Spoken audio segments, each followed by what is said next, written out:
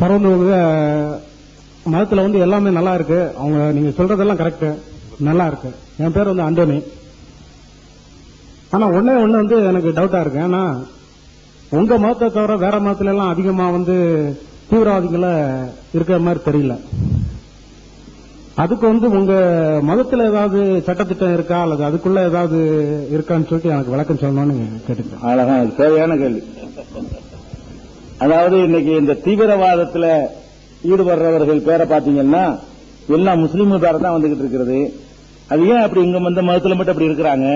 அப்படி ஏதாவது உங்க மதத்தில் சொல்லி இருக்குதா அல்லது அவங்களா செய்யறாங்களா? அது என்ன அடிப்படைன்றத அவர் கேட்கிறாரு. இது நல்ல தேவையான கேள்வி. அதுல வந்து ரெண்டு விஷயத்தை நான் உங்களுக்கு சொல்ல விரும்புகிறேன். முதலாவது என்னன்னு கேட்டா, இந்த முஸ்லீம்கள் தான் இப்படி ஈடுபடுறாங்கன்னு சொல்றாங்க பாருங்க, அது அடிப்படையிலே தவறான தகவல். எல்லா சமுதாயத்திலையும் இந்த மாதிரியான தீவிரவாதம் நடவடிக்கைகள் உண்டு. உதாரணத்துக்கு எடுத்துக்கொண்டா இப்ப இலங்கையில ஒரு போராட்டம் நடக்கிறது. இலங்கையில வந்து தமிழ் போராளிகள் என்ன பண்றாங்கன்னு கேட்டா, அங்க உள்ள அரசாங்கத்துக்கு எதிராக வந்து பலவிதமான தாக்குதல்களில் ஈடுபடுறாங்க, ராணுவ நடவடிக்கையில் ஈடுபடுறாங்க, மனித வெடிகுண்டுகளாக வந்து பொது இடங்கள் அட்டாக் பண்றாங்க. நம்முடைய நாட்டு பிரதமராக இருந்த ஒரு ராஜீவ் காந்தியை கூட இங்க வந்து நினைஞ்சிட்டு போயிட்டாங்க, அட்டாக் பண்ணிட்டு போயிட்டாங்க. இது மாதிரி எல்லாம் நம்ம பார்க்கத்தான் செய்கிறோம். அப்ப அவங்க தீவிரவாதத்தில் ஈடுபடுறாங்க பாருங்களேன். அவர்கள் இதே மாதிரியான காரியம் அந்த முஸ்லீம்ல கொஞ்சம் பேர் செய்யறாங்க பாருங்க, இதே மாதிரி காரியம் அவங்க செஞ்சா கூட அவர்களோடு மதத்தை சேர்த்து சொல்ற வழக்கம் கிடையாது. முஸ்லீம் செஞ்சா மட்டும்தான் மதத்தோட சேர்த்து விட்டுறாங்க. அவங்க என்ன செய்வாங்கன்னு கேட்டா, அது புலிகள் ஒரு பேரை வச்சு விட்டுருவாங்க. அது புலிகள், அவங்க விடுதலை புலிகள். அவங்க ஒரு மதமா இல்லையா? அவங்க இந்து மதத்தை சேர்ந்தவங்க. அவங்க சிங்கள மதம், புத்த நாடு. அது இலங்கை இருக்கு பாருங்களேன், இந்தியா மாதிரி மதச்சார்பற்ற நாடு இல்ல. இலங்கை வந்து அரசாங்க மதம் வந்து புத்த மதம், அது மதச்சார்பு உள்ள நாடு.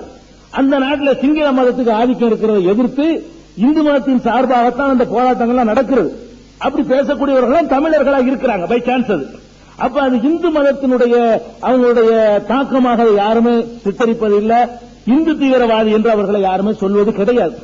அதே மாதிரி இப்ப அஸ்ஸாம்ல, நாகாலாந்துல, மேகாலயாவுல எல்லாம் போடோ தீவிரவாதிகள், நாகா தீவிரவாதிகள் என்று சொல்லி முந்தா நாள் கூட 20 அப்பாவிகளை சுட்டுக் கொண்டுட்டு போயிட்டாங்க.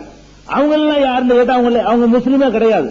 அஸ்ஸாம்ல உள்ள இந்த தீவிரவாத குழுக்களோ, மேகாலயாவில் உள்ள குழுக்களோ, நாகாலாந்துல உள்ள குழுக்களோ, அல்ல ஆந்திராவில் இல்ல மக்கள் யுத்த குழுன்னு வச்சிருக்காங்களே, நக்சலைட்டுங்கிறாங்களே, அவங்க போய் அட்டாக் பண்ணி கொண்டுட்டு போயிடுறாங்க, அடிச்சுட்டு போயிடுறாங்க. இதெல்லாம் நடக்கிறது.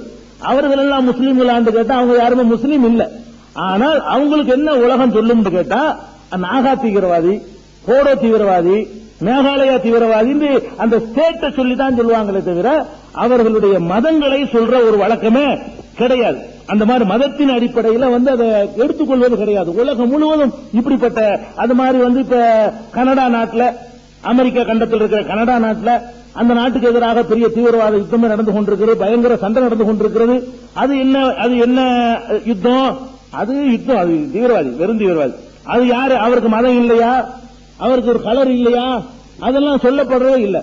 என்னன்னு கேட்டா, மேற்கத்திய ஊடகங்கள் வந்து இஸ்லாம் வளருவதை பொறுத்து கொள்ள முடியாம முஸ்லீம் செய்யும் பொழுது மாத்திரம் அதுக்கு இஸ்லாமிய முஸ்லீம் தீவிரவாதின்னு சேர்த்தே சொல்லிவிடுறாங்க. அவனுக்கு தீவிரவாதிக்கு மதத்தை சொல்லக்கூடாது. தீவிரவாதி வெறும் தீவிரவாதி தான், எந்த மதத்துக்காரனா இருந்தாலும் சரி. அவனை வந்து இஸ்லாமிய தீவிரவாதின்னு சொல்லியோ முஸ்லீம் தீவிரவாதி சொல்லும் பொழுது அது இஸ்லாமே சொல்ற மாதிரியான ஒரு சித்திரம் வந்து உலகத்துக்கு உண்டாகிடுது. இதான் ஒரு முக்கியமான காரணம். நீங்க இன்னைக்கு காஷ்மீர் எடுத்துக்கொள்ளுங்க. காஷ்மீர்ல அட்டாக் நடக்கிறது. இந்த காஷ்மீர்ல நடக்கக்கூடிய அட்டாக்ல வந்து அட்டாக் பண்றவனும் முஸ்லீம், சாவுறவன் யாரு? 90% முஸ்லீம். அதை நீங்க கவனிக்கணும். அதாவது இஸ்லாமிய அடிப்படையில் செய்யறவனா இருந்தா, அந்த இனவழியில செய்யறா இருந்தா முஸ்லீமை கொள்ளுவானா? சட்டசபை வளாகத்தில் தாக்குதல் பண்ணனா, சட்டசபை வளாகத்தில் இருந்து இறந்து போன ஆளுக்கு அவ்வளவு பேரும் யாரு? காஷ்மீர்ல உள்ள போலீஸ் அவ்வளவு பேரும் யாரு? முஸ்லீம். காஷ்மீர் மாநிலத்தில் வந்து ராணுவம் தான் முஸ்லீமா இருக்காது, கொஞ்சம் பேர் இருப்பாங்க. போலீஸை பொறுத்த வரைக்கும் யாரு? அந்த நாட்டில் வந்து முஸ்லீம் முதலமைச்சர் இருக்கிறதுனால, முஸ்லீம்கள் அந்த மாநிலத்தில் பெரும்பான்மையா இருக்கிறதுனால போலீஸ்லயும் பெரும்பான்மையா முஸ்லீம் தான் இருப்பாங்க. போலீஸ் அட்டாக் பண்ணும் பொழுது அட்டாக் பண்றவன் முஸ்லீம், சாவுறவன் முஸ்லீம். சட்டசபையில் அட்டாக் பண்ணும் பொழுது ஃபரூக் அப்துல்லாக்கு கூட குண்டு அடிச்சாங்க, அவர் தப்பிச்சுக்கிட்டார். அவர் யார்? முஸ்லீம் தானே. அப்ப வந்து அவன் அந்த அடிப்படையில் அவன் செய்யல. அவன் எதுக்கு செய்யறான்னு கேட்டா, இஸ்லாத்துக்கு செய்யறான்னு தப்பாக இங்க விமர்சிக்கப்படுகிறது. அவன் இஸ்லாத்துக்காகவெல்லாம் செய்யவில்லை, இஸ்லாத்துக்கு செய்ய அவன் என்ன நினைக்கிறான்னு கேட்டா, எங்களுக்கு தனி நாடு வேணும், இது எங்க நாடு, நாங்க தனியா தான் இருப்போம். அப்படித்தான் வெள்ளக்காரன் வந்து எங்களை விட்டுட்டு போனான். உண்மைதான? வரலாற்றுப்படி என்ன நடப்புன்னு கேட்டா, இந்தியாவுக்கு சுதந்திரம் கொடுத்தான், பாகிஸ்தானுக்கு சுதந்திரம் கொடுத்தான். காஷ்மீரை வந்து இந்தியாவிலையும் அவன் சேர்க்கல, பாகிஸ்தான்லையும் சேர்க்கல.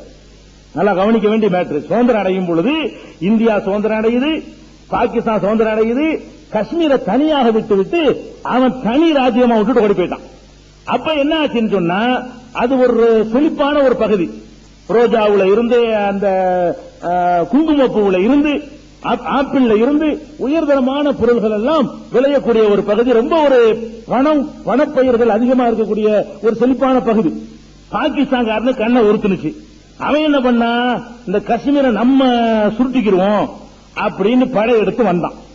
படையெடுத்து நினைஞ்சாருன்னா, காஷ்மீருடைய ராஜாவா கரண் சிங் இப்ப இருக்காருல, எம்பி, முன்னாள் எம்பி, அவருடைய தாத்தா ஹரிசிங் என்பவர் இருந்தார். முஸ்லிம்கள் பெரும்பான்மையா இருந்தாலும் மன்னர் இந்து மன்னருங்க. ஹரிசிங் என்ற ராஜா, ஹரிசிங் என்பவர் தான் அங்க வந்து ராஜாவா இருக்கிறார்.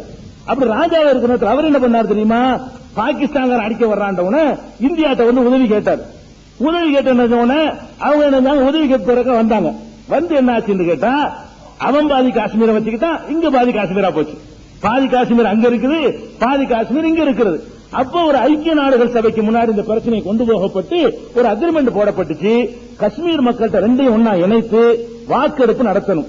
இந்தியாவோட சேர நினைச்சா இந்தியாவோட சேரட்டும், பாகிஸ்தான்ல சேர நினைச்சா பாகிஸ்தான்ல சேரட்டும், தனிநாடா இருக்கு நினைச்சா தனிநாடா இருக்கட்டும் சொல்லி ஐநாவுக்கு முன்னாடி ஒரு அக்ரிமெண்ட்டும் போடப்பட்டிருக்கிறது.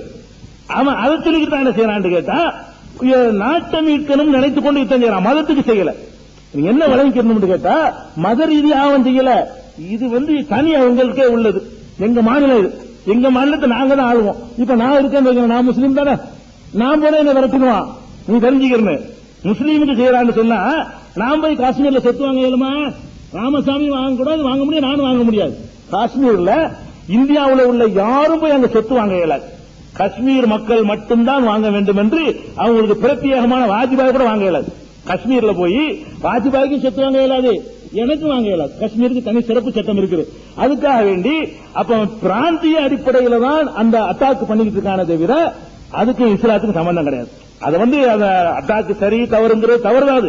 அப்பாவிகளை கொள்வது, பொதுமக்களை வந்து பாதிக்கிற மாதிரி நடவடிக்கை யார் செஞ்சாலும் கண்டிக்கத்தக்கது. ஆனா அதுக்கே நீங்க மதக்கலர் பூசுறீங்க, அதுக்கு மதத்துக்கு சம்பந்தம் கிடையாது. இஸ்லாம் என்ன சொல்லுது, அது ரெண்டாவது விஷயம்.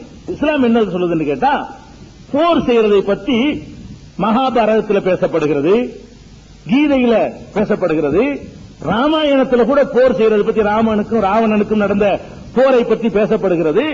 அப்ப பாண்டவர்களுக்கும் கௌரவர்களுக்கு நடந்த போரை பற்றி பேசப்படுகிறது. அந்த மாதிரி குர்ஆன்லயும் போரை பற்றி பேசப்படுகிறது. போர் பற்றி குர்ஆன்ல இருக்குது.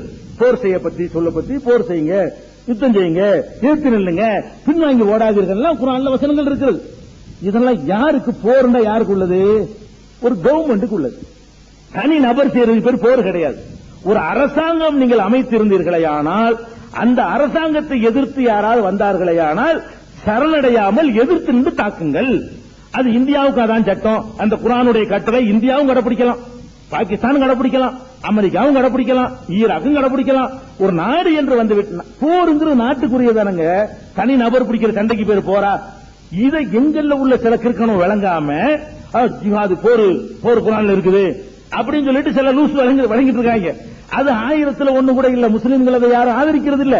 அது விளங்காத சில பேர் வந்து இஸ்லாமிய கலரை பூசிக்கொண்டு செய்கிறார்கள் என்பதை நாங்க மறுக்கல. அவங்க செய்த தப்பு என்பதை நாங்கள் உலகத்துக்கு பூரா சொல்லிக் கொண்டிருக்கிறோம், நோட்டீஸ் போட்டிருக்கோம், பிரசுரம் போடுறோம், இது மாதிரியான மீட்டிங்ல சொல்றோம். யுத்தம் இஸ்லாத்தில் உண்டு, போர் உண்டு, அது அரசாங்கம் தான் செய்ய வேண்டும். ஒரு அரசாங்கம் அமைந்த பிறகு அந்த அரசாங்கத்தை அழிப்பதற்கு இன்னொரு அரசாங்கம் அத்துமீறினால் அவர்கள் சரணடையக்கூடாது, பின் எதிர்த்து நிக்கணும், தைரியமா நிக்கணும். போர்க்களங்கள் என்பது நாடுகளுக்கு மத்தியில் உள்ள விவகாரம். அதையும் இஸ்லாம் பேசுகிறது. எப்படி தொழுகையை பேசுகிறதோ, நோன்பை பேசுகிறதோ, அது மாதிரி போர்க்களங்களை பற்றி இஸ்லாம் பேசுகிறது. இதுதான் யதார்த்தமான விஷயம்.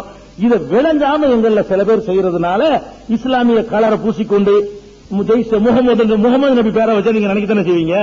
அவன் எனக்காவது பேர் வைக்காம என்ன பண்றான்னு கேட்டா, அவன் வச்சுக்கிற இயக்கத்துக்கு பேர் இஸ்லாமிய கலரை பூசி வச்சுக்கிறான். பச்சவன பாக்குறவங்களுக்கு என்ன செய்யுதுன்னா இஸ்லாமே சொல்லுதுங்கிற மாதிரி நினைப்பு வருது. கண்டிப்பா இஸ்லாம் வந்து தீவிரவாதத்தை ஆதரிக்கல, யுத்தத்துல மட்டும்தான் பின்வாங்க கூடாதுன்னு சொல்லுகிறது. யுத்த களத்தில் கூட போரே நடக்குது ரெண்டு நாட்டுக்கு மத்தியில்.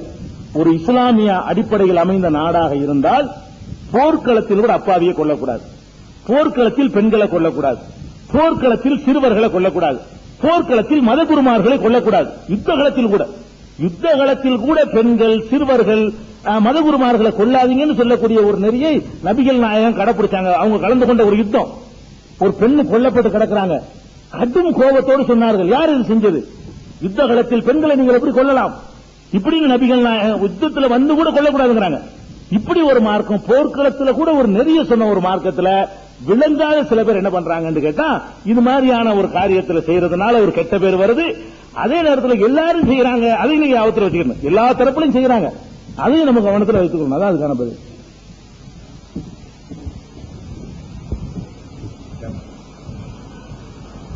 ஹலோ, என் பேர் சுதாகர், சொந்த ஊர் தருமபுரி. என் நண்பர் ஒரு உங்க இஸ்லாம மதத்தை சேர்ந்த அவர் இது சார். இந்த இத்தனை இந்து கோயில்ல மட்டும் நடக்குது, அந்த முஸ்லீம் கோயில்ல மட்டும் அந்த இது இல்லையே. இந்து கோயில்ல டிம்பிள் மட்டும் அடிக்காங்க, அதே இது முஸ்லீம் கோயில்ல அந்த இது மாதிரி இதே இல்ல. ஆளு சொல்றது இந்து கோயில்ல இப்ப சாமி கும்பிட போறாங்க, அவங்கள இப்ப அட்டாக் பண்ணிருக்காங்க குஜராத்ல. அதே ஒரு இஸ்லாமில இது வரைக்கும் அது ஒரு சம்பவம் நடந்தது இல்ல. அதுக்கு என்ன இது? அதாவது சகோதரர் என்ன கேட்கிறாருன்னு கேட்டா, இந்த வழிபாட்டு தலங்கள் மீது தாக்கல் நடத்துறது இருக்குல்ல, அது சமீப காலமாக அது அதிகரித்து வருகிறது, அங்கங்க நடக்குது. அதாவது வழிபாடு செய்யற கோயில்ல போய் தாக்கல் பண்றாங்க. அப்ப கோயில்ல போய் சில பேர் தாக்கல் பண்ற மாதிரி, அப்ப முஸ்லீம் வழிபாட்டு தலத்துல போய் நடக்கலையே, அப்ப வந்து மதத்தின் அடிப்படையிலான நடத்தப்படுது, அவங்க கேட்கிற மதத்தின் அடிப்படையில் நடத்தப்படுதுங்கிறது ஒரு அழகான கேள்வியை கேட்டிருக்கிறாங்க. ஆனா முஸ்லீம் வழிபாட்டு தலங்கள் மீதும் அடித்தார்கள். ஹசரத் பால் என்ற காஷ்மீர்ல உள்ள ஒரு மசூதியின் மீதும் கூட இணைந்தார்கள்.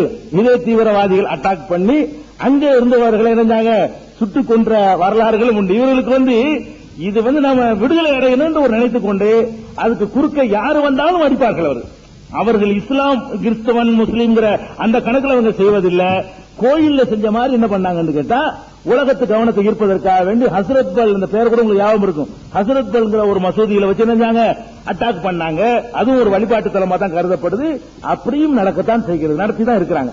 அதுல ஒண்ணு வித்தியாசம் பார்க்கறது இல்லை அவங்க. என் பேர் ரவி, நான் வந்து தமிழ்நாட்டை சேர்ந்தவன். இப்போ பெங்களூர்ல வந்து ஒரு 6 மாசம் காலமாக இருக்கு. எனக்கு வந்து நெருங்கிய நண்பர்களே வந்து இஸ்லாமிய மக்களே. இந்த நெருங்கிய நண்பர்கள் இருக்கிறதுனால நான் வந்து இஸ்லாமிய வந்து விரும்பல. பல புத்தகங்கள்லாம் படிச்சிருக்கேன். அப்படி இருக்கும்போது இந்த இஸ்லாமியோட மார்க்கம் எனக்கு ரொம்ப பிடிச்சிருக்கு. புத்தகங்கள் படிச்சிருக்கிறேன்னு சொல்ல போனா, 1947 காந்தி வந்து சுதந்திரம் வாங்கும் போதும் என்ன சொல்லியிருக்காருன்னா, இந்தியனா இரு, இஸ்லாத்தின் சட்ட திட்டத்துக்கு ஆட்சி நடத்து அப்படின்னு சொல்லியிருக்காரு. ஆனா அதை வந்து அந்த முன்னோர்கள் யாருமே பின்பற்றல. இன்னைக்கு அம்பேத்கர் வழியில வந்து சட்டங்களை உருவாக்கி இன்னைக்கு ஜனநாயக ரீதியா வந்து அதுல எவ்வளவு ஓட்ட உடச்சல் இருக்குது. இப்ப அந்த சப்ஜெக்ட் பண்ணுவோம், நம்ம அரசியல் ரீதியா பேசுற மாதிரி ஆயிரும். ரெண்டாவது, இப்ப வந்து நான் இஸ்லாத்துல வந்து ரொம்ப விரும்புற இந்த மார்க்கம் எனக்கு பிடிச்சிக்குது. நான் இந்துவா இருந்து இந்த மார்க்கங்களுடைய விதிமுறைகள், கடைமுறைகள் வந்து கடைபிடிச்சு இந்த மாதிரி பண்ணணும்னு ஆசைப்பட்டா இந்துவா இருந்து தான் பண்ணணுமா, இல்ல இஸ்லாத்துக்கு வந்து பண்ணணுமா? இது என்னோட கேள்வி. அழகான விஷயத்தை கேட்கிறாரு. இந்த இஸ்லாத்துல உள்ள நல்ல விஷயங்களை இஸ்லாத்துக்கு வந்துதான் நான் கடைபிடிக்கணுமா, அல்ல இந்துவா இருந்தா நான் கடைபிடிக்கலாமா அப்படின்னு கேட்கிறாரு. எப்ப கடைபிடிக்கிறீங்களோ வந்துட்டீங்கன்னு அர்த்தம். இஸ்லாத்துக்கு வருவதுன்னு சொன்னா அதுக்குன்னு ஒரு சடங்கெல்லாம் கிடையாது. இப்ப இஸ்லாத்துக்கு வந்தா ஒரு மதகுருவை பார்க்கணும், அதுக்கு ஒரு மந்திரத்தை ஓதணும், அதுக்கு சில விஷயங்கள், அதெல்லாம் இஸ்லாத்துல கிடையாது. எப்ப நீங்க மனசுல நம்பி கடைபிடிக்கிறீங்களோ அதான் இஸ்லாத்துல. இந்துவா பேர்லாம் கூட முக்கியம் கிடையாது இஸ்லாத்துல. நீங்களா விரும்பி மாத்திக்கலாமே தவிர பேரை மாத்தணுங்கிறது முக்கியம் கிடையாது. பேர் அதே பேர்ல இருந்தீங்களாலும் மார்க்கத்துல கட்டாயம்லாம் கிடையாது. நீங்களா விரும்பி அதை வந்து ஒரு யூனிட்டா சேர்ந்துக்கிறோமே நினைச்சாதான் அது உங்களுக்கு விருப்பம் இருக்குதா செய்யலாமே தவிர சட்டம் கிடையாது. அப்ப நீங்க எப்ப மனசார நம்பிட்டீங்களோ அப்பவே வந்துட்டீங்கன்னு அர்த்தம். நீங்க வந்து இப்ப இந்துவா இருக்க மாட்டீங்க. எப்ப இந்த ஒரு இறைவன் தான் நம்பிட்டீங்க, இந்த தொழுகை முறைப்படிக்கு போய் தொழுகிறீங்க, நோன்பு வைக்கிறீங்க. அப்ப அதான் வர்றதுக்கு அர்த்தம். வருவதுன்னா நம்ம என்ன நினைச்சிட்டு இருக்கோம்னு கேட்டா, ஒரு தொப்பிய தலையில மாட்டிக்கிறேன்னு அல்லது ஒரு குறிப்பிட்ட ஒரு கோலத்தை உண்டாக்கிறேன்னு இப்படி எல்லாம் நீங்க நினைத்துக் கொண்டு அதை கேட்கறீங்க. அப்படிலாம் ஒரு சடங்குலாம் கிடையாது. யாரெல்லாம் அதை ஏற்றுக்கொண்டு பின்பற்றாங்களோ அவங்க அப்படி அது இருந்து கொண்டே 100% பின்பற்றலாம். அதுல இதுல இருக்கிறாங்கன்னு அதுக்கு அர்த்தம். இஸ்லாத்துக்கு வந்துட்டாங்கன்னு அர்த்தம்.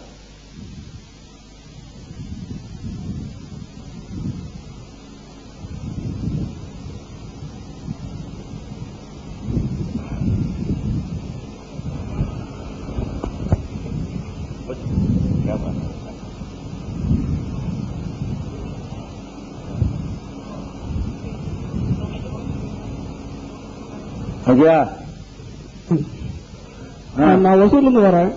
என் பேர் சண்முகம். நீங்க ஆரம்பத்திலே சொன்னீங்க கடவுள் என்பது இருக்குது அப்படின்னு சொல்லிட்டு எல்லாரும் ஏற்றுக்கக்கூடிய ஒரு விஷயம்.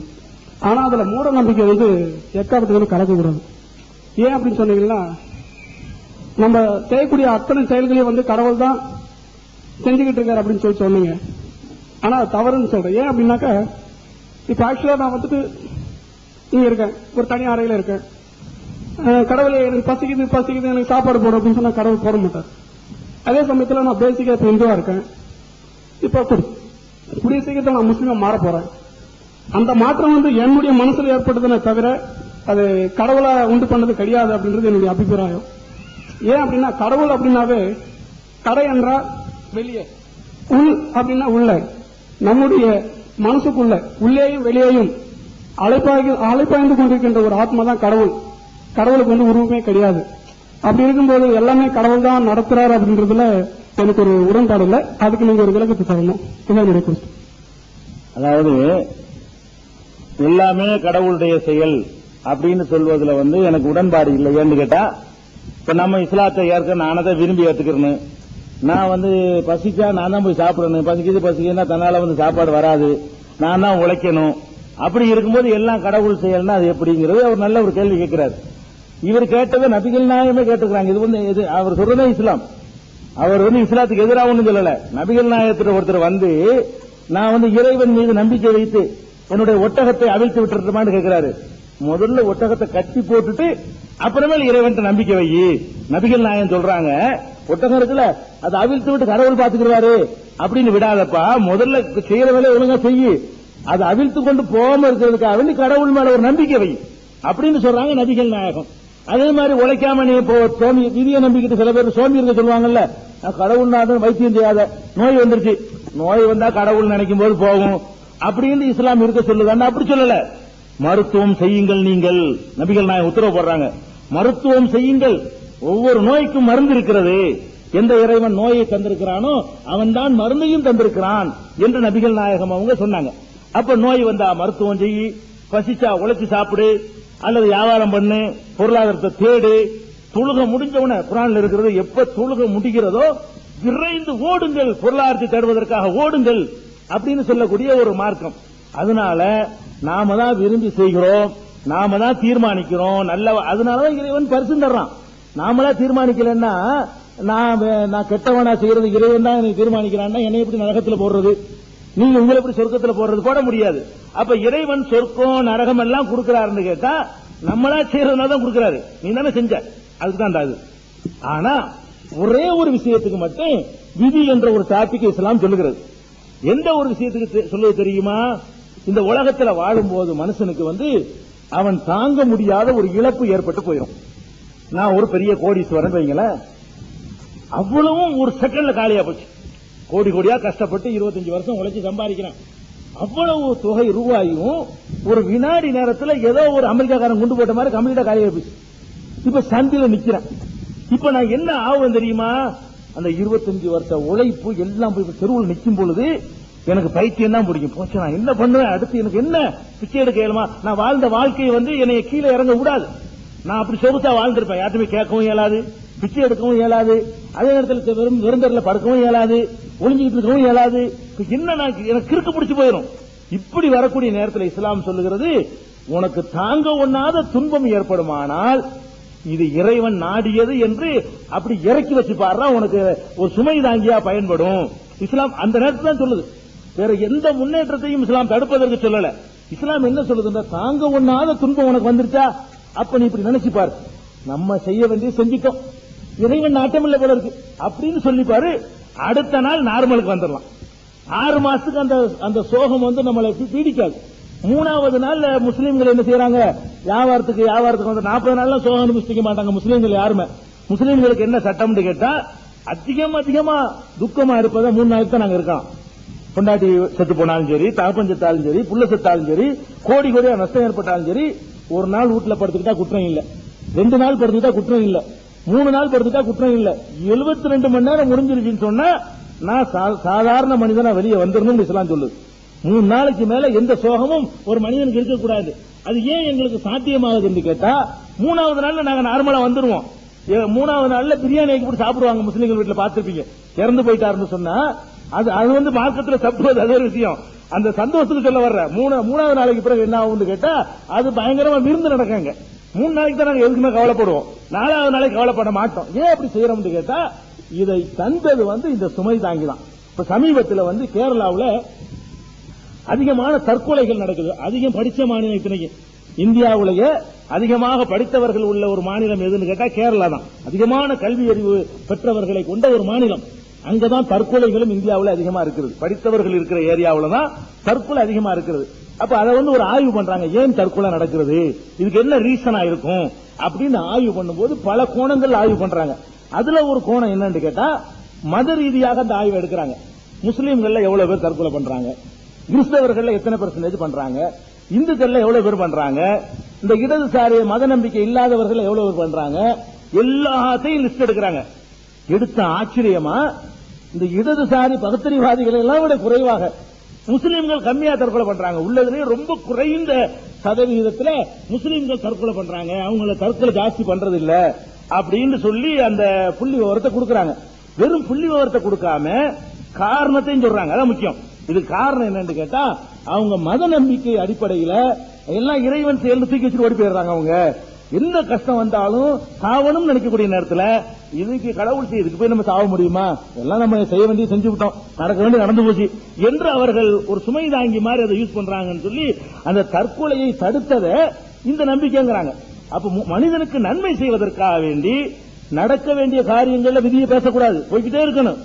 நடந்து முடிஞ்சிருச்சா அப்ப நமக்கு ஒரு நிறைவை தருவதற்காக வேண்டி நீங்க விதியின் தூக்கி சுமையை வைங்க, உங்களுக்கு பிரச்சனை இருக்காது அப்படின்னு இஸ்லாம் வந்து அந்த ஒரு விஷயத்துலதான் உங்களுக்கு அதை பேச சொல்லுதே தவிர மற்றபடி உழைக்க சொல்லுது, சம்பாதிக்க சொல்லுது, நீங்க நன்மை செஞ்சா உங்களுக்கு, நீங்க தீமை செஞ்சா உங்களுக்கு சொல்லுது, நல்லது அடுத்த ஆளுக்கு சொல்லுங்கன்னு சொல்லுது, தீமையை போய் எடுத்து பிரச்சாரம் பண்ணுங்க, இதெல்லாம் மனிதனுக்கு சுதந்திரம் இருக்குன்னு சொல்லுது.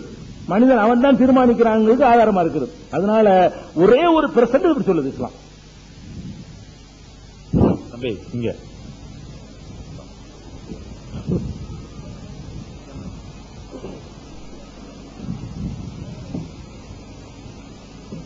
சொல்லுங்க. என்னோட பேர் ராஜு, நான் பெங்களூர்ல தான் இருக்கேன். இப்ப ஐயா சொன்ன பிரகாரமா எல்லாரும் அரேபிய நாட்டில இருந்து யாரும் இந்தியாவுக்கு வரல, எல்லாரும் இங்கிருந்து ஒரு இதுல இருந்து உருவானவங்க சொன்னீங்க. அப்படி இருக்கும்போது இங்க இருக்கிற முஸ்லீம்கோ அரேபு நாட்டுக்கு ஆதரவு கொடுக்கறாங்க.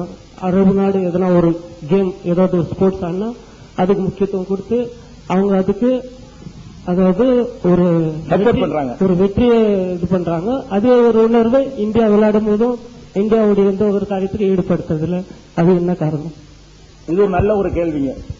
அதாவது விளையாட்டுகள் போட்டிகள் நடக்கும் பொழுது, உதாரணமா கிரிக்கெட் மாதிரி நடக்கும் பொழுது, இங்க உள்ள முஸ்லீம்கள் இங்கே பிறந்திருந்தும் கூட, அரபு நாட்டில இருந்து இவங்க வராம இருந்தும் கூட, இவங்க என்ன செய்யறாங்கன்னு கேட்டா அரபு நாட்டுக்கு சப்போர்ட் பண்றாங்க. அந்த பாகிஸ்தான் அப்படி சொல்றாரு அவரு, பாகிஸ்தானுடைய டீமுக்கு என்ன செய்யறாங்க, சப்போர்ட் பண்றாங்க. அது என்ன நியாயம்? ஒரு அழகான கேள்வி கேட்கிறாரு. இதுல வந்து நம்ம 2 விஷயத்தை நான் உங்களுக்கு இதுலயும் சொல்ல விரும்புகிறேன். முதலாவது விஷயம் என்னன்னு கேட்டா, கிரிக்கெட் என்ற ஒரு விளையாட்டு ஒரு நாட்டினுடைய பக்தியை அளக்கிறதுக்கு ஒரு அளவுகோல் கிடையாது. கிரிக்கெட் ஒரு விளையாட்டு, விளையாட்டை விளையாட்டாக பார்க்க வேண்டும். இப்ப நம்ம இந்தியாவுடைய கிரிக்கெட் டீம் வந்து ஜெயிச்சுட்டு வந்துருச்சு, அமெரிக்காவோட போட்டிட்டு ஜெயிச்சுட்டு வந்துருச்சு. இதனால தேசத்துக்கு என்ன? தேசத்துக்கு ஒரு ஜான் எல்லை ஏதாவது கூடி போச்சா, அல்ல ஏதாவது ஒரு பெரிய செல்வம் நமக்கு கூடி போயிருமா? ஒண்ணுமே கிடையாது.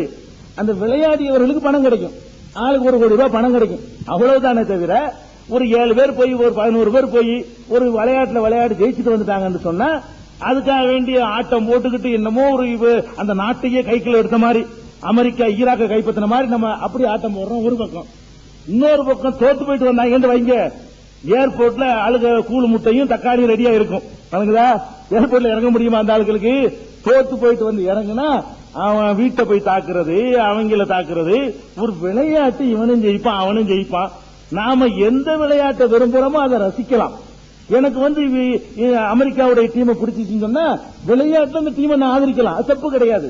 எனக்கு இங்கிலாந்து டீம் பிடிச்சுன்னு சொன்னா அந்த டீமை நான் ஆதரிக்கலாம். இந்தியாவுக்கு எந்த பெருமை இதனால கிடையாது. எதுல பெருமை? இந்தியாவுக்கும் பாகிஸ்தானுக்கும் சண்டை நடக்குது, அப்ப நம்ம இந்தியாவை ஆதரிக்கணும். அதுல இந்தியா ஜெயித்தால் அதான் ஜெயிப்பு. இந்தியாவுக்கு சீனாவுக்கு சண்டை நடக்குது, அப்ப நம்ம சீனாவுல ஒரு ஜானை பிடிச்சாலும் சரி, ஒரு 10 பேரை வீழ்த்தினாலும் சரி, 10 டேங்க் அடிச்சாலும் சரி, அப்படி நம்ம காலர் தூக்கி விட்டுட்டோம்னு சொன்னா அது தேசத்துக்கு யூஸ் பண்ண தேசத்துக்கு நன்மை. இதை நம்ம முதல்ல விளங்கிக்கணும். ரெண்டாவது விளங்கிக்கணும், இந்த விளையாட்டு வீரர்கள்லாம் இருக்கிறாங்களே தேசத்துக்காக விளையாடுறாங்கன்னு நினைக்கிறீங்க? கிடையாது. எல்லாம் ரூபா வாங்கிட்டு காசு வாங்கிட்டு பெட்டிங் எல்லாம் சூதாட்டத்துக்கு விளையாடலாம். நீங்க நினைச்சிட்டு போய் ஜெயிப்பான்னு சொல்லி நல்லா ஜெயிக்கக்கூடிய ஒரு இந்திய டீம் ஜிம்பாப்வே அணியில போய் தோக்கும், அல்லது பங்களாதேஷ் அணியில போய் தோக்கும். பங்களாதேஷ் அணியில இந்தியா தோக்கலாமா? ஒரு ஈக்குவலான ஒரு அணியில ஒரு பாகிஸ்தானோட தோத்தா, ஒரு இலங்கையோட தோத்தா, ஒரு மேற்கு இந்திய தீவுகளோட தோத்தா, ஒரு ஆஸ்திரேலியாவோட தோத்தா ஒரு நியாயம் சொல்லலாம். நேற்று பங்களாதேஷோட போய் தோத்தா என்ன அர்த்தம்? விஷயம் என்ன? அங்க சூதாட்ட பந்தயம் கட்டுவாங்க, இந்தியா தோக்குங்கிற என்ன சொல்ற? இவன் என்ன செய்வான்? இந்தியா எப்படி பங்களாதேஷ் தோக்கும் ஜெயிக்கத்தான் செய்யுவான். எவ்வளவு பணம்? ஒருத்தர் ரூபா வாங்குறது 1000 கோடி 10,000 கோடி வாங்கிடுவான். இவங்களை கூப்பிடுற கிரிக்கெட்டுக்காரன், டேய் நீ தோத்து போகணும், ஜெயிச்சா உனக்கு எவ்வளவு தருவாங்க? 1 கோடி தருவாங்களா? தோத்து போ 2 கோடி ரூபாய் தர்றேன். நீ ஜெயிச்சா 1 கோடி தானே தருவாங்க. இப்ப தோத்து போல 2 கோடி ரூபாய் தர்றேன். வேணும்டே என்ன செய்வாங்க? ரன் அவுட் ஆவாங்க. இப்படி தட்டு வாங்க ஓடவே கூடாது, ரன் அவுட் ஆவாங்க. பாத்துக்கிட்டு இருக்கும்போது தெரியும் இதுக்கு போய் நம்ம கூட ஓட மாட்டேங்க, ஓடுறான் எதுக்கு ஓடுறான், இந்த கணக்கு அடிச்சுவாங்க. நம்ம நல்லா தெரியுது. பாத்துக்கிட்டு இருக்கும்போது போய் வேணும் அடி வாங்குவாங்க. ஒரு ரன்னோட எடுக்காம போயிட்டு இருப்பாங்க. சரண்டு இதெல்லாம் என்ன விஷயம்? பேசியாச்சுன்னு அர்த்தம். இதுதான் தேசபக்தியா? இவர்களை நம்பிய தேசத்தை செய்யறது. உலகத்தில் உள்ள வெளிநாட்டு கம்பெனிக்கு பூரா விளம்பரம், செருப்புல இருந்து வண்டியில இருந்து இதைத்தான் நான் குடிக்கிறேன், இதைத்தான் நான் ஓட்டுறேன், இதைத்தான் அணிகிறேன், இப்படி ஏமாத்தி. இது வேற விஷயம். வண்டிலையும் ஓட்டுவாரு, பெப்சியும் குடிப்பாரு, எல்லாத்திலையும் விளம்பரம், கோடிக்கணக்கான ரூபாய் இதுதான் விளையாட்டுங்கிறது. அதனால விளையாட்டை நம்ம அளவுகளா எடுக்கக்கூடாது. அதே நேரத்தில் முஸ்லீம்களுக்கு ஒன்று சொல்ல வேண்டி இருக்கிறது. இந்த பாகிஸ்தான் இந்தியா விளையாடக்கூடிய நேரத்தில் சில பேர் என்ன செய்யறாங்கன்னு கேட்டா, அந்த சிவசேனை மாதிரியான ஆட்கள் அதை ஒரு பெரிய தேசபக்திக்கு அளவுகோல் சொல்லி வெறியாட்டம் போடும்போது இவன் என்ன செய்யறான்? வேணும் பாகிஸ்தான் அப்படிங்கிறது இருக்கான், இல்லன்னு நான் சொல்லல. இது பெரிய டேஞ்சர், தப்பு. பாகிஸ்தானுக்கு நமக்கு என்ன இருக்குது? பாகிஸ்தானுக்கு நமக்கு என்ன சம்பந்தம் கேட்டேன்? ஒரு சம்பந்தமும் கிடையாது. ஏற்கனவே இந்த நாடு பிரிவினை ஆகக்கூடிய நேரத்திலேயே பாகிஸ்தான் ஒரு நாடு பிரியுது, எல்லாரும் போங்கன்னு சொன்னாங்க. அப்பவே நம்ம தேர்ந்தெடுக்காம உட்கார்ந்து இருந்த ஆளுக்கு நம்ம பிறந்த அன்னைக்கு போயிருப்போம். அன்னைக்கு முஸ்லீம்கள் எல்லாருமே நீங்கள் போறதா இருந்தா போகலான்னு சொன்னாங்க. அப்ப நினைத்திருந்தால் இங்க உள்ள இந்த 20 கோடி முஸ்லீம் போயிருந்தாங்கன்னா பெரிய சக்தியா மாறி போயிருப்பான். நாங்க என்ன நினைச்சோம்? எங்க அப்பா மாட்டம் போக விரும்பவே இல்லை. நாங்க எங்க மண், நாங்க பிறந்த பூமி, நீ போறவன் போடான்னு சொல்லி விட்டமே தவிர இந்த மண்ணுக்கு சொந்தக்காரன் ஒருத்தனுமே போகல. இந்த பாகிஸ்தான் எப்படி பிரிஞ்சுங்கிற வரலாறு நீங்க தெரிஞ்சுக்கிறேன்னு பெங்களூர்ல இருந்து பிரிஞ்சு போய் உண்டாக்குனா அப்படி கிடையாது. அதாவது பாகிஸ்தான் என்பது இப்ப இருக்கக்கூடிய பாகிஸ்தான் இருக்கு, அது பஞ்சாபுடைய ஒரு பகுதி. பஞ்சாப் என்ற மாநிலம் இருக்கு பாருங்களேன், அதை பாதியாக்கி தான் பாகிஸ்தான் ஆக்கி இருக்கிறான். நம்ம இந்தியாவில் பஞ்சாப் இருக்குல்லங்க, அந்த பஞ்சாபோட சேர்ந்ததுதான் இப்ப உள்ள பாகிஸ்தான். இப்ப பங்களாதேஷ் இருக்கு பாருங்க, அது இந்தியாவுடைய மேற்கு வங்காளத்தை சேர்ந்தது. இப்ப மேற்கு வங்காளம் இங்க ஒரு மாநிலம் இருக்கிறது. இந்த மேற்கு வங்காளத்தினுடைய இன்னொரு பகுதி பங்களாதேஷாக இப்ப இருக்கிறது. அதே மாதிரி பஞ்சாப் இப்ப நம்ம நாட்டில் இருக்கிறது. இதனுடைய இன்னொரு பகுதி இப்ப பாகிஸ்தானா இருக்கிறது. அது எப்படி பிரிச்சாங்கன்னு கேட்டா, பஞ்சாப் மாநிலத்தில் அந்த பாதியில பூரா முஸ்லீம்கள் ஜாஸ்தியா இருந்தாங்க. அந்த பாதியை அப்படியே அறுத்து அப்படியே நிலத்தோட அவனை கொடுத்துட்டாங்க. இங்க இருந்து யாரும் போகல, அந்த மண்ணுல உள்ளவன் அப்படி இருந்துகிட்டானே தவிர நாங்களும் யாரும் பாகிஸ்தானுக்கு போகல. இப்ப இருக்கிற பாகிஸ்தான்ல உள்ளவன் அவன் மண்ணுல தான் அவன் இப்பவும் இருக்கிறான். அந்த அறுக்கும் போது பஞ்சாபை நாங்க வச்சுக்கிறோம், கிழக்கு பஞ்சாப மேற்கு பஞ்சாப நாங்க வச்சுக்கிறோம், கிழக்கு பஞ்சாப நீ வச்சுக்கப்பான்னு சொல்லிட்டு அதை பாகிஸ்தான் ஆக்குனாங்க. அதே மாதிரி வங்காள மாநிலத்தில் மேற்கு வங்காளம் கிழக்கு வங்காளம் பிரிக்கப்படாம ஒரே வங்காளமா இருக்கும் பொழுது அதுலயும் முஸ்லீம்கள் மெஜாரிட்டியா இருந்தாங்க. முஸ்லீம்கள் மெஜாரிட்டியா இருக்கிற இந்த பகுதியை பூரா வெட்டி அதையும் பாகிஸ்தான் கொடுத்தாங்க. அப்புறம் 2 நாடா போச்சு. அது ஒரு விஷயம். அந்த வங்காளத்தினுடைய ஒரு பாதியும் பஞ்சாபுடைய ஒரு பாதியும் தான் பாகிஸ்தான். அங்க நாங்கள் யாரும் போய் இந்தியாவில் பிறந்த யாரும் போய் நாங்கள் போய் அதை நினைக்கவில்லை. வங்காளத்தில் இருந்த முஸ்லீம் அப்படி அவன் இடத்துல இருந்து கொண்டான். நீங்க இருந்து அறுத்து விட்டீங்க, அவன் அங்க இருந்துகிட்டான். இங்க இருந்து போனது எவ்வளவு? தமிழ்நாட்டில இருந்து ஒரு 160 பேர் மொத்தத்தில் போனாங்க. சென்னையில இருந்து இவ்வளவுதான் பெரிய இந்தி இஸ்லாமிய நாடு உண்டான்னு சொல்லி போனாங்க. நாங்களும் யாருமே போகல. அதனால அந்த வாசல் திறந்து விட்ட காலத்திலேயே இந்த மண்ணில் பிறந்த ஒரு முஸ்லீமும் நாங்க பாகிஸ்தான் பக்கம் போகாம நாங்க இங்க இருந்திருக்கிறோம். இத முஸ்லிம்கள் உணர்ந்து அவர்களுக்கு நமக்கு எந்த சம்பந்தமும் கிடையாது, இது நம்ம மண்ணு, நம்ம சொத்து, நம்ம பிறந்த மண்ணு. அவன் பாகிஸ்தான்காரன் ஒரு குண்டை போட்டான்னு சொன்னா அப்துல் காதரும் சாவுவான், ராமசாமியும் சாவுவான். அதை ஞாபகம் வச்சுக்கணும். பெங்களூர்ல கொண்டாந்து ஒரு அட்டாக் பண்றான். அப்ப இந்துவாதான் சாவுவானா? முஸ்லீம் சாவ மாட்டானா? அப்ப நமக்கு பாதுகாப்பு நம்ம நாட்டில் இருக்குது என்பதை உணர்ந்து விளையாட்டில் கூட இப்படி ஒரு எண்ணம் தர்ற காரணத்தினால இது தேசபக்திக்கு அளவுகோலா இல்லாட்டாலும் பாகிஸ்தானை சப்போர்ட் பண்ணாதீங்க. அதுக்கு ஆதரவான நிலைப்பாடு எடுத்தீங்கன்னா அது தேச விரோதி என்ற மாதிரியான ஒரு எண்ணம் வரும் என்பதை முஸ்லீம்களுக்கு நம்ம சொல்லி. இது ஒரு அளவுகள் இல்ல, இருந்தாலும் பாகிஸ்தானுக்கு பண்ணும்போது மட்டும் அப்படி ஒரு எண்ணம் உண்டாகும், முஸ்லீம் பண்ணும்போது உண்டாகும். அதனால அதை தவிர்த்துக் கொள்ள வேண்டும் என்றது ஒரு அறிவுரையாகும். சில பேர் அப்படி இருக்கிறாங்க, அவங்களுக்கு அறிவுரையா சொல்லிடுறேன். அதை நியாயப்படுத்த முடியாது. ஐயா,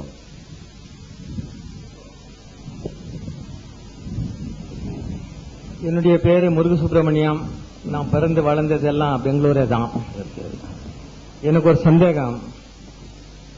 இந்துக்கள் அன்பே சிவம் என்றான், கிறிஸ்தவங்க லவ் இஸ் காட் என்றான், அமெரிக்கன் டாலர்ல கூட லவ் இஸ் காட் தான் போட்டு வச்சிருக்கிறாங்க. லவ் இஸ் காட் இஸ்லாம் மதம் நம்புகிறது என்று நினைக்கிறேன். அன்னையும் பிதாவும் முன்னறி தெய்வம் என்றான். நீங்க யார் காலையும் விழுந்து கூடாதுன்றீங்க, அது தவறுன்னு. நாங்க அன்னையும் பிதாவும் காலில் விழுந்தாலே தெய்வத்துக்கு காலில் விழுந்ததுக்கு சமம்னு தான் போதிக்கிறோம். அப்படி இருக்கிறப்போ இப்போ ஈராக்கில் எடுத்துக்கிட்டீங்கன்னா 45% சுன்னி முஸ்லீம் இருந்தான், 50% ஷியாஸ் இருந்தாங்க. இந்த ஷியாஸுக்கும் சுன்னிக்கும் என்ன வித்தியாசம்னு எங்களுக்கு தெரியல. ஒண்ணு, அதுல இந்த ஷியா முஸ்லீமை அடக்கியே வச்சிருந்தான். ஈராக்குக்கும் ஈரானுக்கும் சண்டே இதனாலதான் வந்தது. அங்கேயும் அன்பே சிவம்ன்றத மாதிரி அன்பே தான் நீங்க கடவுள்னு நினைச்சா இவங்களை ஏன் அடக்கி வச்சாங்க? இதனால இந்த உங்களுக்குள்ளே மத குழப்பம் இருக்கிறத, அதை பத்தி நீங்க என்ன நினைக்கிறீங்க? அது அழகான கேள்வி கேட்டிருக்காங்க. அதாவது முஸ்லீம்கள்ல பெரிய பிரிவாக கருதப்படுவது ஷியாங்கிறதும் சன்னிங்கிற ஒரு பிரிவையும் தான் சொல்லுவாங்க. ஷியா என்று எடுத்துக்கொண்டீர்களே, ஆனால் உலகத்தில் அவங்க எங்க இருக்கிறாங்கன்னு கேட்டா ஈரான் என்ற நாட்டில் முழுக்க முழுக்க ஒரு 90% ஷியாங்கிற பிரிவினர் இருக்கிறார்கள். ஈராக்கில் ஐயா சொன்ன மாதிரி ஒரு 50% ஷியாக்கள் இருக்கிறாங்க. மற்ற பகுதிகளில் எல்லாம் விரல் விட்டு என்ற அளவுக்கு தான் இருக்கிறாங்க. மற்ற பகுதிகளில் எல்லாம் அப்படி ஒரு பிரிவு கிடையாது. 150 கோடி முஸ்லீம்கள்ல அவங்க ஒரு 10 கோடி இருக்கிறாங்க, இல்லைன்னு சொல்ல முடியாது. இப்ப இந்த ஷியா சன்னின்னா என்ன வேறுபாடு, அதை நீங்க தெரிந்து கொள்வது உங்களுக்கு பயனுள்ளதா இருக்கும். நபிகள் நாயகம் அவங்க மரணித்த பிறகு, அவங்களுக்கு பிறகு அபூபக்கர் என்பவர் ஆட்சிக்கு வந்தார். நபிகள் நாயகத்துடைய தோழர் அந்த கவர்மெண்ட்டுக்கு ஜனாதிபதியா வர்றார். அவர் மரணித்த பிறகு உமர் என்பவர் ஆட்சிக்கு வருகிறார். அப்போலாம் முஸ்லீம் சமுதாயம் ஒன்னாத்தான் இருந்தது. அவர் கொல்லப்பட்ட பிறகு உஸ்மான் என்பவர் ஆட்சிக்கு வருகிறார். அப்போ முஸ்லீம் சமுதாயம் ஒன்னாத்தான் இருக்கிறது. அதுக்கப்புறம் அலி என்பவர் ஆட்சிக்கு வருகிறார். அலி யாருன்னு கேட்டா நபிகள் நாயகத்தினுடைய மகளை திருமணம் செய்தவர் மருமகன். அலி என்பவர் நபிகள் நாயகத்தினுடைய மகள் பாத்திமா என்பவரை திருமணம் செய்தவர் தான் அலி என்பவர்.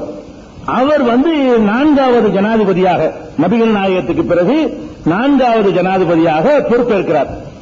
அவர் பொறுப்பேற்ற உடனே அங்க ஒரு குழப்பம் ஏற்படுகிறது. என்ன குழப்பம் கேட்டா, அவருக்கு முந்தைய ஜனாதிபதி உஸ்மான் இருக்கார்ல, அவர் கொல்லப்பட்டது கொல்லப்பட்ட அந்த கொலையாளிகளை அலி கைது செய்யல, அவர்களை தேடி பிடித்து அவர்களை சட்டத்தின் முன்னால நிறுத்தல என்ற ஒரு கருத்து மக்கள்கிட்ட பரவுது. உண்மையில் அவர் செய்யவும் இல்லை. ஆட்சிக்கு வந்தவுடனே அந்த உஸ்மானை யார் கொன்றாங்க என்று அவங்களை பார்த்து தேடி பிடித்து அவர்கள் மீது அந்த இஸ்லாம் சொல்லக்கூடிய மரண தண்டனையை நிறைவேற்ற நடவடிக்கையை அலிங்கிறவர் எடுக்காததுக்கு அவர் தரப்புல ஒரு ரீசன் என்னன்னு கேட்டா, ஒரு உஸ்மானே கொள்ற அளவுக்கு நாட்டில் ஒரு எதிர்ப்பு இருக்கிறது, கொந்தளிப்பு இருக்கிறது. இப்படிப்பட்ட நேரத்தில் இந்த நடவடிக்கை எடுத்தோம்னு சொன்னா இன்னும் ஒரு உள்நாட்டு கலவரம் ஏற்பட்டு போயிடும் அப்படின்னு பயந்து கொண்டு அவர் எடுக்கவில்லை. அவர் எடுக்கலன்னு என்ன ஆச்சுன்னு கேட்டா, அலிக்கு எதிராக முஸ்லீம்கள்ல ஒரு கணிசமான பேரை திரள்றாங்க. அதுல நபிகள் நாயகத்தினுடைய மனைவி ஆயிஷா அவங்க தலைமையில ஒரு பெரிய படையே உருவாகுது. நபிகள் நாயகத்தினுடைய மனைவி ஆயிஷா தலைமையில அலிய உஸ்மானை கொன்ற கொலையாளிகள் மீது நடவடிக்கை எடுக்கவில்லை, இதை விடக்கூடாது, அவரை ஆட்சியிலிருந்து நான் அகற்றிய தீர்வேன், அது நடவடிக்கை எடுக்காத வரைக்கும் நான் ஓய மாட்டேன் என்று சொல்லி நபிகள் நாயகத்தினுடைய மனைவி ஆயிஷாங்கிறவங்க பெரிய படையை, அவங்க ஹஜ்ஜுக்கு போயிருந்தாங்க மக்காவுக்கு, அங்கிருந்தே ஒரு பெரிய படையை திரட்டி கொண்டு அலி அவர்களோடு யுத்தம் செய்கிறார்கள். பெரிய நபிகள் நாயகத்துக்கு பிறகு முஸ்லிம் சமுதாயத்தில் ஒரு பெரிய ஒட்டக போர் என்றதுக்கு பேர். அதுல கடுமையான முறையில் ஒரு பல நாட்கள் நடந்த யுத்தத்தில் சில நேரங்களில் ஆயிஷா அவங்களுடைய கை கூட ஓங்குனுச்சு, கடைசியில அலியுடைய கை ஓங்கி அவங்க தோத்துறாங்க. இப்படி தோத்த பிறகும் கூட அலிக்கு எதிரான அந்த கசப்பு உணர்வுகள் அதிகரிச்சுக்கிட்டே இருந்தது. அந்த நேரத்தில் ஒரு குரூப் என்ன பண்ணாங்கன்னு கேட்டா, அலிக்கு சப்போர்ட், அரசியல் சப்போர்ட் பண்ணுவதற்காக மத ரீதியாக அவருக்கு சில கூடுதல் தகுதி இருக்குன்னு பிரச்சாரம் பண்ண ஆரம்பிச்சாங்க. அலி சாதாரண ஆள் கிடையாது, நபிகள் நாயகத்துக்கு ரொம்ப நெருக்கமானவர், அலிதான் நபிகள் நாயகத்துக்கு பிறகு உண்மையில் ஆட்சிக்கு வர தகுதியானவர், மற்ற 3 பேருக்கு ஏமாத்தி விட்டாங்க, அந்த அளவுக்கு இவருக்கு தனித்தகுதி இருக்கிறது, நபிகள் நாயகம் இவருக்கு தான் விசேஷமான ரகசியமான செய்திகள் எல்லாம் சொல்லி கொடுத்துட்டு போனாங்க அப்படின்னு சொல்லி நபிகள் நாயகத்துக்கு அடுத்த நிலை யாருக்கு இருக்குன்னு கேட்டா அலிங்கிறதுக்கு தான் உண்டு அப்படின்னு சொல்லி அவரை புகழ்ந்து சொல்ற மாதிரி சில கதைகளை நபிகள் நாயகம் சொன்னதாக அவிழ்த்து விட்டு அவருக்கு மத ரீதியாக மக்கள் ஆதரவு திரட்ட ஆரம்பிச்சாங்க.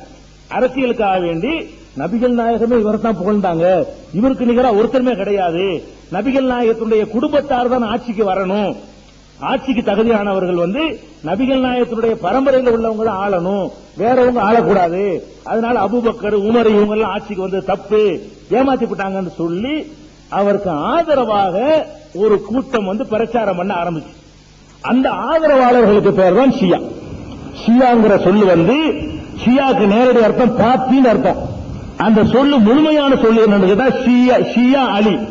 அந்த சொல்லுடைய முழு வெர்ஷன் என்னன்னு கேட்டா ஷியா அலி என்றுதான் ஆரம்பத்தில் சொல்லப்பட்டுச்சு. அலி பாத்தின்னு அதுக்கு அர்த்தம். ஷியா அலின்னு அர்த்தம் அலி பாத்தி. அலி பாத்தின்னு சொல்லி இந்த அலியை நீக்கிட்டு பாத்தின்னு அதுக்கு பேரா போச்சு. ஷியாங்கிறது அலிங்கிறவர் நபிகள் நாயகத்தினுடைய மருமகனை புகழ்ந்து சொல்வதற்காக, அவருக்கு அரசியல் செல்வாக்கு உண்டாக்குவதற்காக வேண்டி மதத்தை தப்பாக ஒரு கூட்டம் பயன்படுத்தி செல்வாக்கை உயர்த்தினாங்க. இதுக்கப்புறம் என்ன ஆச்சுன்னு கேட்டா, அலியுடைய மரணத்திற்கு பிறகு அப்புறம் என்னமோ உங்களை தெய்வீக அம்சம் பொருந்தியவர்கள் மாதிரி ஆக்கி, அவர்கள்ட்ட இறைவனுக்கு ரொம்ப நெருக்கமானவர்கள், நபிகள் நாயகமா வர்றது அலிக்கு தான் அந்த பதவி வந்துச்சு, சின்ன பிள்ளையா இருந்தா நபிகள் நாயகத்தை நியமிச்சுட்டு போயிட்டாங்க என்றெல்லாம் ஒரு கதைகளை சொல்லி அலியை புகழ ஆரம்பிச்சாங்க. அவருடைய அடக்கஸ்தலத்தை கும்பிட ஆரம்பிச்சாங்க. அவருடைய மகன்கள், அவருடைய பேரப்பிள்ளைகள் அடக்கம் பண்ண இடங்களெல்லாம் அதை கும்பிட ஆரம்பிச்சாங்க. அந்த மண்ணை எடுத்து தொட்டு சாப்பிட ஆரம்பிச்சாங்க. அந்த பெரியார்களை வழிபட ஆரம்பிச்சாங்க. அந்த இப்ப சொல்றோம் இல்லையா தர்கா வழிபாடு, இது எல்லாமே ஷியா என்ற குரூப்ல இருந்து வந்த ஒரு சித்தாந்தம் தான். இது அலியை ஆதரிப்பதற்காக உண்டாகி, அது அலிக்கு சன்னிங்கிறவங்க யாருன்னு கேட்டா, நபிகள் நாயகம் கொண்டு வந்த மார்க்கத்தில் பாரம்பரியத்திற்கு மதிப்பு இல்லை, குலத்திற்கு மதிப்பு இல்லை, கோத்திரத்துக்கு மதிப்பு இல்லை, அவங்க குடும்பம் தான் ஆள வேண்டும் என்று அவங்க சொல்லல, அது பொய். அப்படி சொல்லி இருந்தால் நபிகள் நாயகத்தினுடைய தோழர்கள், நெருக்கமான தோழர்கள் அபூபக்கர் ஆட்சியில் அமர்த்திருக்க மாட்டாங்க, அதுக்கப்புறம் உமர் ஆட்சியில் அமர்த்திருக்க மாட்டாங்க. இப்படி எல்லாம் நடந்திருக்கிறதுனால இவர்கள் சொல்றது பொய். இஸ்லாம் ஒரு சமத்துவமா இருக்கும், சகோதரத்துவமா இருக்கும், அதுல இந்த மாதிரியான காரியம் எல்லாம் கிடையாது என்று சொல்லக்கூடியவர்கள் சன்னிங்கிறவங்க. அதே மாதிரி அலியுடைய மகன் ஹுசைன்கிறவர், அவர் என்ன பண்ணார்னு கேட்டா, அப்போ உள்ள ஒரு ஆட்சியை எதிர்த்து அவர் போருக்கு போனார். சின்ன கூட்டம் தான் அவருக்கு பின்னாடி போச்சு, ஒரு 75 பேர். அந்த போர்ல அவர் கொல்லப்பட்டார். நபிகள் நாயகத்தினுடைய பேரன் இணைஞ்சிட்டாரு, கொல்லப்பட்டார். அந்த இடம் தான் கர்பலாங்கிறது. இப்ப ஈராக்ல கர்பலான்னு சொன்னாங்கல்ல புனித தலம்னு, அதுதான் நபிகள் நாயகத்துடைய பேரன் வந்து கொல்லப்பட்ட இடம். அந்த கர்பலாவுடைய மண்ணை எடுத்துக்கொண்டு வந்து அதை எல்லா வீட்டிலும் வச்சிருப்பாங்க. ஷியாக்கள் என்பவர்கள் இந்த மண்ணை இதுகள் எல்லாம் புனிதமாக்க கூடாது என்று சொன்ன மார்க்கம் இஸ்லாம். அதே மாதிரி அவர் கொல்லப்பட்ட நாள்ல என்ன செய்வாங்கன்னு கேட்டா, நெஞ்சில் அடிச்சுக்கிட்டு காயப்படுத்திக்கிட்டு ரத்தம் ஓட ஓட தெருவுல ஊர்வலம் போவாங்க. ஹுசேன் ஹுசேன் கத்திக்கிட்டு என்ன செய்வாங்க, ஊர்வலம் போவாங்க. நபிகள் நாயகத்தினுடைய பேரர் கொல்லப்பட்டாராம், அதுக்காக நாங்களும் வேதனைப்படுத்திக்கிறோம். இதை நபிகள் நாயகம் ஆதரிச்சாங்கன்னு ஆதரிக்கல. நபிகள் நாயகம் என்ன பண்ணாங்கன்னு கேட்டா, யார் ஒருத்தன் துன்பம் ஏற்படும் பொழுது சட்டையை கிழித்துக் கொள்கிறானோ, கன்னத்தில் அறைந்து கொள்கிறானோ, முட்டாள்தனமான பேச்சுக்களை பேசுகிறானோ, அவன் என்னை சேர்ந்தவனே இல்லை. இது நபிகள் நாயகம் சொன்னது. அப்ப துன்பம் ஏற்படும் பொழுது அதுக்காக ரத்த விழாறு ஆக்கிறது, நம்மளை காயப்படுத்திக் கொள்வதை எல்லாம் நபிகள் நாயகம் தடுத்து இருக்கிறாங்க. அதை அவங்க இஸ்லாத்தின் பெயரால என்ன செய்வாங்க. குர்ஆன்ல உள்ளபடி அவங்க சொல்ல மாட்டாங்க. நபிகள் நாயகம் சொன்னதை ஏத்துக்கிற மாட்டாங்க. அலி சொன்னதான் ஏத்துக்கிறாங்க. ஏறக்குறைய இஸ்லாம் இல்ல. அவங்க தங்களை இஸ்லாம்னு சொல்லிக் கொள்ற காரணத்தினால வேண்டா நீங்க இந்த கேள்வி கேட்கலாமே தவிர, குர்ஆன்ல உள்ளது ஏத்துக்கிற மாட்டேன்னு சொன்னா எப்படி அவங்க முஸ்லீமா இருப்பாங்க? நபிகள் நாயகம் சொன்னதுக்கு மாற்றமா நடந்தால் அது எப்படி முஸ்லீமா இருப்பாங்க? நபிகள் நாயகம் வந்து எந்த ஒரு பக்தி வழிபாட்டின் போதும் தன்னை வேதனைப்படுத்திக் கொள்வது தடுத்தாங்க. ஒரு நாள் இப்படி சொற்பொழிவு நிகழ்த்துறாங்க. அவர் பள்ளிவாசலுக்கு வெளியில ஒரு ஆள் வெயில்ல நிக்கிறாரு. இப்ப நபிகள் நாயகம் கேட்கறாங்க, ஏன் அந்த ஆள் வெயில்ல நிக்கிறாரு? இல்ல வெயில்ல நிக்கிறது அவர் நேர்ச்சை பண்ணிட்டாரு, உட்கார்றது இல்லைன்னு நேர்ச்சை பண்ணிட்டாரு, யார்ட்டையும் பேசுறதுல நேர்ச்சை பண்ணிட்டாரு அப்படிங்கிறாங்க. அவர் முதல்ல வந்து உள்ள உட்கார சொல்லு, நிழல் அனுபவிக்க சொல்லு, பேச சொல்லு.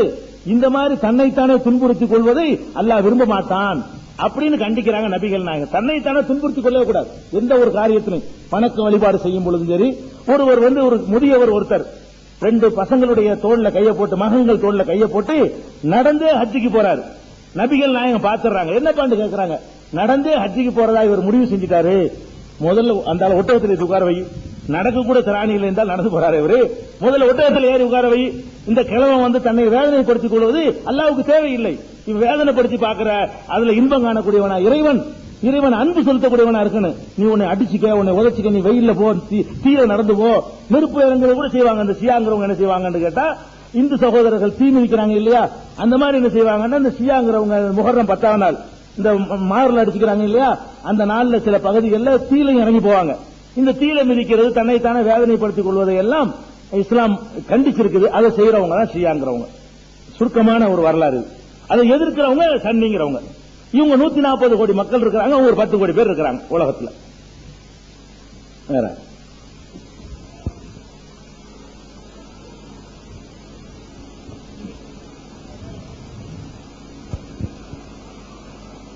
சொல்லுங்க. மதிப்புக்குரிய பெரியவரே, மதங்களால் ஒற்றுமை ஏற்பட்டிருக்கிறதா இல்லை வேற்றுமை ஏற்பட்டிருக்கிறதா? மதங்கள் தோன்றியது ஒற்றுமைக்குத்தான் என்றால் ஏன் இன்னும் நம்மில் முழுமையான ஒற்றுமை ஏற்படவில்லை? இதற்கு மூல காரணம் என்ன? மனித இனம் யாவும் பொதுவான ஓர் மதத்திற்கு வர நாம் முயற்சி செய்தால் அதில் வெற்றி கிடைக்குமா கிடைக்காதா? என்னுடைய பெயர் எஸ் முத்துசாமி. சகோதரர் முத்துசாமி அவர்கள், மதங்கள் வந்து ஒற்றுமை ஏற்படுத்துவதற்கு வந்ததா பிரிவினை ஏற்படுத்துவதற்கு வந்ததா? ஒரு பொதுவான ஒரு கொள்கையின் பக்கம் நம்ம மக்களை அழைத்தால் அது சாத்தியமாகுமா? அதுல ஒன்றுபட முடியுமான்னு கேட்கிறாங்க. பொதுவாக ஒற்றுமைப்படுத்துவதற்காக நம்ம ஒரு சித்தாந்தத்தை உலகத்தில் சொன்னாலும் எல்லாரும் ஏத்துக்கிற போதுதான் ஒற்றுமை வரும். நாம விரும்புவதனால ஒற்றுமை வந்துடாது. இப்ப நாமளே ஒரு புது சித்தாந்தம், எல்லாத்துக்கும் ஏற்ற சித்தாந்தம் சொல்றீங்கன்னு வைங்களேன், அது ஒரு தனி குரூப்பா நிற்கும். என்ன விஷயம் கேட்டா, மனிதர்களுடைய மனநிலையை பொறுத்த வரைக்கும் பலதரப்பட்டதாக இருக்கிறது. ஒருவருக்கு பிடித்த ஒரு டேஸ்ட் இன்னொருத்தருக்கு பிடிக்காது. ஒரு உணவை எடுத்துக்கொண்டாலும் கூட, ஆஹா ரொம்ப பிரமாதமா, அடுத்தவன் வாயில வச்சுட்டு காரிச்சுப்போம், இதை போய் பிரமாதம் கேட்டான்னு சொல்லுவான். அப்போ ஒரு நாக்குடைய ருசியை எடுத்துக்கொண்டால் கூட ஒருவருக்கு நல்லா இருக்கிறது, ஒருவருக்கு நல்லா இல்ல. ஒரு பெண் அழகான பெண்ணுங்கிறோம். மஜ்னூனுக்கு வந்து லைலா அழகா இருந்தா, லைலாண்டா இருட்டு கண்ணகரந்து இருப்பாங்க பொம்பளை. மஜ்னூன்கிறவனுக்கு யார் அழகா இருந்தான்னா லைலா அழகா இருந்தா. அதை வந்து கேட்டாங்க, என்னப்பா இவ்வளவு போய் அழகுங்கிறிய? அது என் கண்ணை வச்சு பாரு, உனக்கு தெரியும். இந்த கண்ணை வச்சு பாத்தீங்கன்னா லைலாவுடைய அழகு உனக்கு தெரியும் தான். எதுக்கு சொல்றேன்னு கேட்டா, ஒரு ஆளுக்கு அழகா இருக்குது, இன்னொரு ஆளுக்கு அழகா இருக்காது. ஒரு ஆளுக்கு டேஸ்டா இருக்கிற, ஒரு ஆளுக்கு டேஸ்டா இருக்காது. ஒரு ஆளுக்கு பிடிச்சிருக்கிற சித்தாந்தம் இன்னொரு ஆளுக்கு பிடிக்காது. அப்ப கலர்ல இருந்து எதுலையுமே பூசிக்கிற எண்ணெயில இருந்து அந்த தலையில வைக்கிற முடி ஸ்டைல இருந்து ஒருத்தனுக்கு இப்படி வச்சா தான் பிடிக்குது, ஒருத்தனுக்கு வலுவல்னு மொட்டை வச்சா பிடிக்குது, ஒருத்தனுக்கு மீசை வச்சா பிடிக்குது, ஒருத்தனுக்கு மீசை இல்லாட்ட தான் பிடிக்குது, ஒருத்தனுக்கு தாடி வச்சா பிடிக்குது, தாடி எடுத்தா தான் ஒருத்தனுக்கு பிடிக்குது. இப்படி எத்தனையோ வகைகளை நீங்க பாக்குறீங்க. அப்படிப்பட்டவர்கள் இருக்கக்கூடிய நேரத்தில் ஒற்றுமையை உண்டாக்குறதுக்காக கூட நம்ம ஒன்ன கொண்டு வந்தா கூட எல்லாரும் ஏத்துக்கிட்டா தான் அது ஏற்படும். இல்லன்னா ஒற்றுமையை கொண்டு வந்தாங்க பாருங்க, அவங்க ஒரு தனி குரூப் ஆகிக்கிறாங்க. இப்ப நாளைக்கு அதை ஒற்றுமையாக இன்னொருத்தர் வருவாரு, அப்ப இன்னொரு குரூப் ஆகி போயிடும். அதனால ஒற்றுமை ஏற்படுத்துற நோக்கம் மதங்களுக்கு இருந்தாலும் ஒற்றுமை ஏற்படுவதற்கு எல்லா மக்களும் ஒரே மாதிரி சிந்தித்தால்தான் அது சாத்தியமாகும். ஒரே மாதிரி மக்கள்லாம் சிந்திக்க மாட்டாங்க. அப்படி படைக்கப்படவே இல்லை. மனிதர்களை பொறுத்த வரைக்கும் எல்லாரும் ஒரே மாதிரியான கருத்துக்கு வருவார்கள் என்று படைக்கப்படவே இல்லை. எல்லா விஷயங்கள்லையும் மனிதர்களுடைய டேஸ்டுகள் வித்தியாசமா இருக்கிறதுனால சாத்தியமே கிடையாது. எல்லாரையும் ஒரு பெல்ட்ல கொண்டாந்து நிப்பாட்டுவதற்கு எந்த கொம்பனாலும் முடியாது. எந்த மகான் வந்தாலும் அது நடக்கவே நடக்காது. அது நடத்தது இல்லை. இறை தூதர்கள் வந்த காலத்திலே நடக்கவில்லை. அதான் அர்த்தமானது. அஸ்ஸலாமு அலைக்கும். எனது பெயர் டாக்டர் கணேஷ். KGF இருந்து வருகை தந்துள்ளேன். தங்கவேல் சட்டக்கல்லூரியின் பேராசிரியர் மற்றும் நூறு ஆசிரியர் பயிற்சிக் கல்லூரியின் கௌரவ பேராசிரியர். கிழக்கில் நடைபெற்ற அகில உலக இஸ்லாமிய தமிழ் இலக்கிய மாநாட்டிலும் சென்னை நடைபெற்ற அகில உலக தமிழ் இஸ்லாமிய மாநாட்டில் நான் கலந்து கொண்டேன். எனக்கும் இஸ்லாம் இனிய மார்க்கத்திலும் நீண்ட நாளாக தொடர்பு உள்ளது. இந்தியாவை அதிகமாக ஆண்டவர்கள் இஸ்லாமியர்கள் என்பது வரலாறு. இரண்டாவது, கோயம்புத்தூர் நடைபெற்ற ஒரு இனிய சம்பவம் தங்களுக்கு தெரிந்திருக்கும் நினைக்கின்றேன். அது ஒரு வருத்தக்கூடிய சம்பவமாகும். அத்வானி வந்தபோது இஸ்லாமியர்களுக்கும் அங்குள்ள கோயம்புத்தூர் மக்களுக்கும் ஏற்பட்ட ஒரு நிகழ்ச்சியின் போது நான் ஒரு சமூக விஞ்ஞானி என்ற முறையில் கோயம்புத்தூர் சென்றேன். அப்போது இஸ்லாமிய அதிகமாக உள்ள நண்பர்களிடத்தில் நான் சென்றேன். அப்போது இஸ்லாமிய நண்பர்கள் என்னிடம் கூறினார்கள், நீங்கள் பாதுகாப்பு இல்லாமல் என்னுடைய இடத்தில் வந்துள்ளீர்கள் என்று. நான் இஸ்லாமிய நண்பர்களை பார்த்து கேட்டேன், உங்களை விட வேறு பாதுகாப்பு என்று தேவையா என்று. அதுபோல் இந்துக்களுக்கும் இஸ்லாமியர்களுக்கும் நீண்ட வருடங்களாக ஒரு நல்ல உறவு, நல்ல அன்பு, நல்ல பாசம் இந்தியாவில் வளர்ந்து வருகிறது. அப்படி இருக்கும்போது ஏன் இன்னும் இரு மதங்களுக்குள் ஒரு கசப்பான எண்ணங்கள் தோன்றி வருகிறது என்பது தங்களிடம் நான் தெரிவிக்கிறேன். நன்றி, வணக்கம். அதாவது கசப்பான எண்ணங்கள் ரெண்டு மதத்துக்கு மத்தியில அதிகரிச்சு தான் இருக்குது. தமிழ்நாட்டை பொறுத்த வரைக்கும் ஒரு 50 வருஷத்துக்கு முந்தி இருந்த நல்லிணக்கம் அளவுக்கு இப்ப இல்ல, கொஞ்சம் குறைஞ்சி இருக்கிறது. வட இந்தியாவை பொறுத்த வரைக்கும் ஆதிலிருந்து அது இப்படிதான் இருந்துகிட்டு இருக்குது. நம்ம அமைதி பூங்கான்னு சொல்லக்கூடியது தமிழ் பேசுகிற பகுதிகளில் அவ்வளவு ஒரு அற்புதமான ஒரு மாநிலமாக இது கருதப்பட்டுச்சு. உங்களுக்கு எல்லாம் தெரியும், முஸ்லீம்கள் அந்த பட்டாணியர்கள் பட்டாணியர் ஒரு குரூப் இருக்கிறாங்க. அவங்க யார் என்று சொல்லி வரலாற்றை எடுத்து பாத்தீங்கன்னு சொன்னா அதுல கூட தமிழக அமைதி பூங்காங்கிறதுக்கான ஒரு சான்று இருக்கிறது. உத்தரப்பிரதேசத்துல பட்டான்கோட்னு ஒரு பகுதி இருக்கிறது. அந்த பகுதி பட்டான் பகுதின்னு சொல்லி அந்த பகுதியில் ஏற்பட்ட ஒரு கலவரத்தின் போது அங்கு வாழ்வதற்கே முடியாத நிலையில அங்கிருந்து பாதுகாப்பு தேடிதான் தமிழ் பகுதிகளுக்கு அவங்க வர்றாங்க. அப்படி தேடி போற அளவுக்கு ஒரு அமைதி பூங்காவாக தமிழகம் விளங்கியது. தமிழ் கூறும் மக்கள் விளங்கினாங்க. அதுல ஒரு இடைவெளி இன்றைக்கு ஏற்பட்டு இருக்கிறது. அது ஏன் ஏற்பட்டிருக்கிறது என்று சொன்னால், அது ரெண்டு தரப்புலையும் உள்ள சில தலைவர்கள் சுயநலனுக்காக வேண்டி இங்கேயும் இருப்பாங்க அங்கேயும் இருப்பாங்க. அதாவது உணர்ச்சிகளை தூண்டி விட்டாதான் நம்ம லாபம் சம்பாதிக்கலாம் என்பது தலைவர்களுக்கு நிர்பந்தம் இருக்கிறது. அது முஸ்லீம்ல இருக்கலாம், அது இந்துவில இருக்கலாம். முஸ்லீம் வெறிய தூண்டி விட்டா நம்மள தலைவரா ஏத்துக்குருவாங்க, நம்ம இந்து வெறிய தூண்டி விட்டோம்னா நம்ம அவங்களுக்கு தலைமை தாங்கலாம். அப்படிங்கிற மாதிரியான சமூக தலைவர்கள்ல சில பேர் ரெண்டு சமுதாயத்திலையும் ஊடுருவி கீழ்த்தரமான விமர்சனங்களை அவங்க பேச, அவங்களை இவங்க பேச, இந்த மாதிரியான ஒரு பிரச்சனைகளை உருவாக்கி கலவரத்தின் மூலமாக தலைவராக நினைத்தார்கள் பாருங்க. அவங்கனாலதான் இந்த விரிசல் ஏற்பட்டு இருக்கிறது. அதான் காரணம். இதை போக்குறதுக்கு என்ன செய்யணும்? அதுக்கு தான் இந்த நிகழ்ச்சிகள். இந்த மாதிரி ரெண்டு சகோதரர்களை ஒன்னா கூட்டி வைத்து, நீங்க உங்களால எல்லாம் எங்களுக்கு கசப்பு ஏற்படுத்த முடியாது, தலைவர்களை நாங்கள் தனிமைப்படுத்தி விட்டு சமுதாயங்கள் நாங்கள் ஒன்னா இணைஞ்சிருவோம்.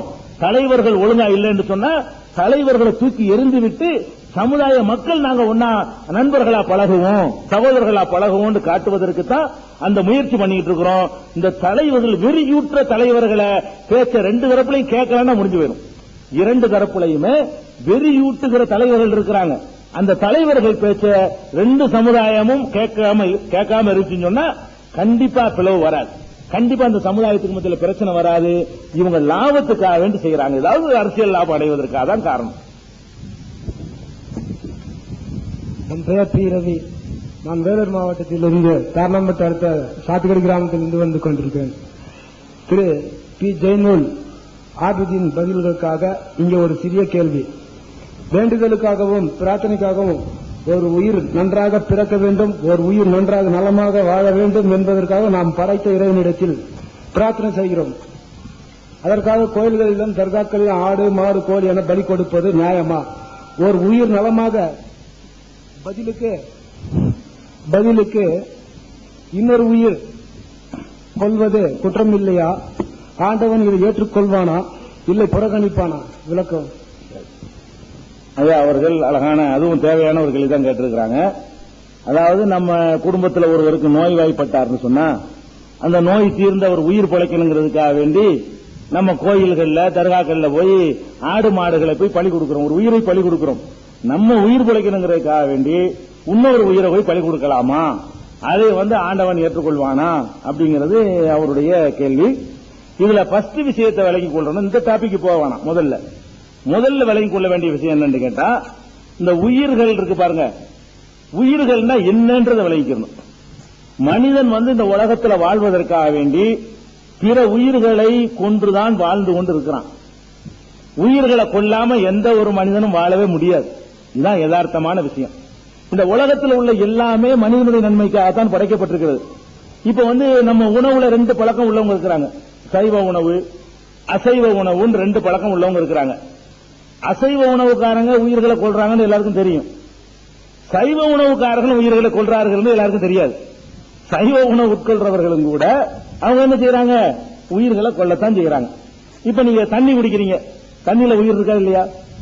நீங்கள் தண்ணீரை சாப்பிட்டீங்கன்னு சொன்னா அந்த தண்ணீர்ல என்ன இருக்குது? கிருமிகள் உண்டு, பாக்டீரியாக்கள் உண்டு. அதை கொதிக்க வச்சு சாப்பிட்டீங்கன்னு சொன்னா சூப்பு போட்டு சாப்பிட்ட மாதிரி தான் அர்த்தம் இருக்கு. கொதிக்க வைக்காம சாப்பிட்டீங்கன்னு சொன்னா உயிரோட சாப்பிடறது அர்த்தம். உயிரை சாப்பிடாம தண்ணியை குடிக்க இயலாது. அது மாதிரி பாக்குறோம். அதே மாதிரி நம்ம இன்றைக்கு அறிவியல்ல என்ன நிரூபிச்சிருக்கிறாங்கன்னு கேட்டா, தாவரங்களுக்கு உயிர் உண்டு நிரூபிச்சிருக்கிறாங்க.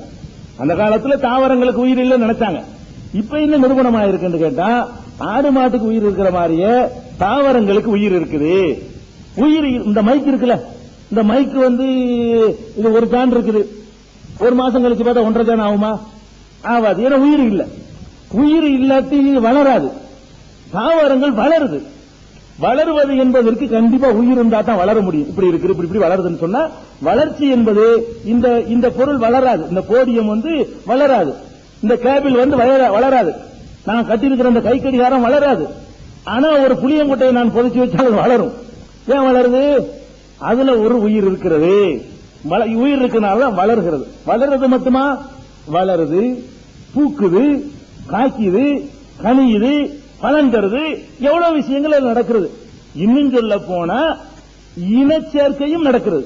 தாவரங்கள்ல எப்படி ஒரு ஆணும் பெண்ணும் சேர்ந்து ஒரு சந்ததியை பெருக்குகிறானோ, எப்படி உயிரினங்கள்ல காளையும் பசுவும் சேர்ந்து அந்த உயிரினங்களை சந்ததிகளை பெருக்குகிறதோ, அதே மாதிரி தாவரங்கள்லையும் எப்படி காய்கனிகள் உற்பத்தி ஆகுது? பூக்கள்ல ஆண் பூண்டு இருக்கு, பெண் பூண்டு இருக்கிறது. இறைவன் படைச்சிருக்கிற பூக்கள்ல எல்லா பூவும் காய்க்காது. ஆண் பூண்டு சில பூக்கள் இருக்கிறது, பெண் பூண்டு சில பூக்கள் இருக்கிறது. பெண் பூ தான் காய்க்கும். அதுவும் எப்ப காய்க்கும் தெரியுமா? ஆண் பூவில் இருக்கக்கூடிய அந்த மகரந்த பொடி பெண் பூவில் பட்டால் தான் காய்க்கும். எல்லா பெண் பூக்களும் காய்க்காது. ஆண் பூவில் உள்ள ஒரு மகரந்த பொடின்னு இருக்கும். அந்த மகரந்த பொடி இதுல படணும்.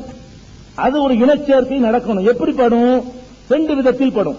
காற்று வேகமாக வீசும் பொழுது ஆண் பூவில் உள்ள அந்த பொடிகள் அப்படி பறந்து எந்தெந்த பெண் பூவில் படுகிறதோ அந்த பூக்கள் எல்லாம் காய்த்து தொங்கும். எந்த பூக்கள்ல படலையோ அது தொங்காது. அல்லது இன்னொரு விதமாக என்ன செய்யும்னா, வண்டுக்கள், ஈக்கள், கொசுக்கள் எல்லாம் போய் ஆண் பூல உட்காரும், காலில் ஒட்டிக்கிறோம். இது அந்த மகரந்த பொடி. அது ஆண்டு தீர்மானிக்கக்கூடிய பொருள். அது போய் பெண் பூல போய் மறுபடியும் உட்காரும். இந்த காலில் உள்ள அந்த பொடியின் மூலமாக அது சூழ் கொண்டு அது கற்பந்தரித்து அது காயாக உற்பத்தி ஆகிறது. அப்ப வந்து ஒரு மனிதன் பிறப்பதற்கு எப்படி ஆணு பெண்ணு என்றெல்லாம் தேவைப்படுகிறதோ அதே மாதிரி தாவரங்களுக்கும் கூட ஆண் இருக்கிறது, பெண் இருக்கிறது, அவைகளுக்கு மத்தியில சேர்க்கை நடக்கிறது.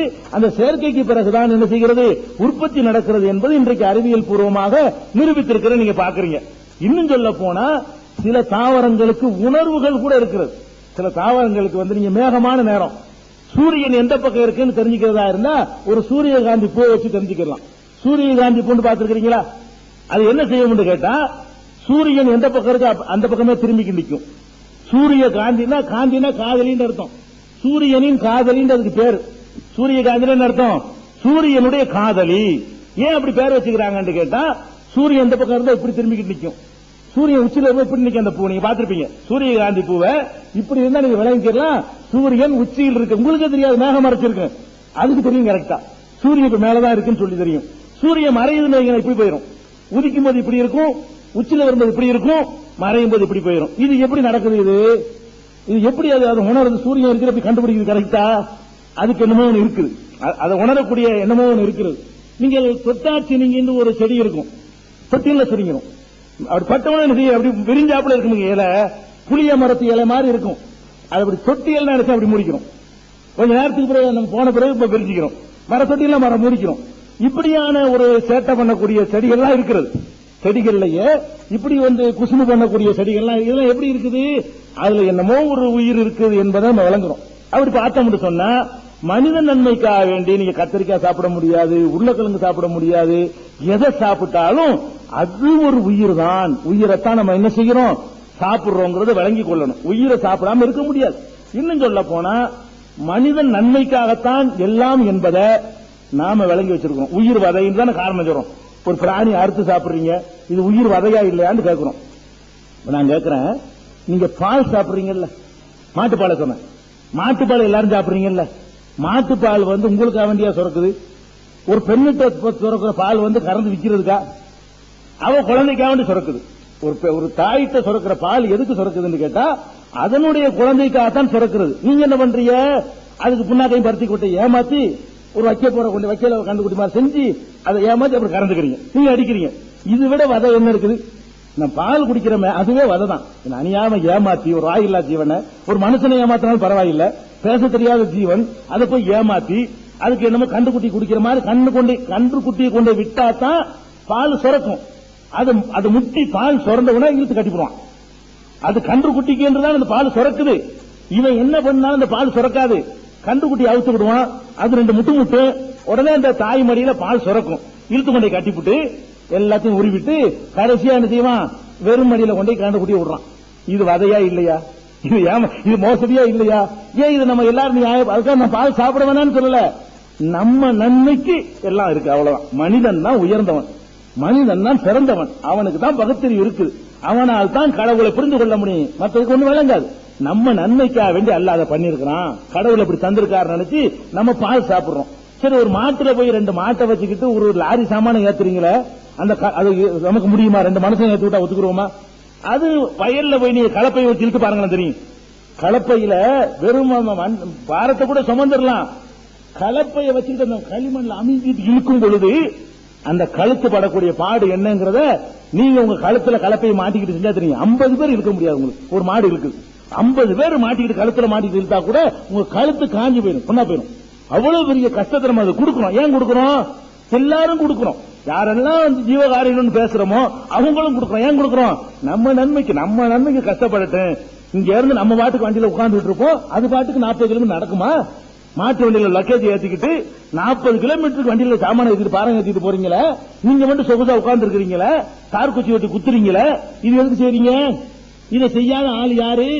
இது செய்யக்கூடாதுன்னா ஒரு சாமான் கடையில் வாங்கி திங்க கூடாது, எல்லாம் அதுதான் வருது, வண்டிலாம் வருது. எந்த சாமான் வாங்கி திங்க கூடாது.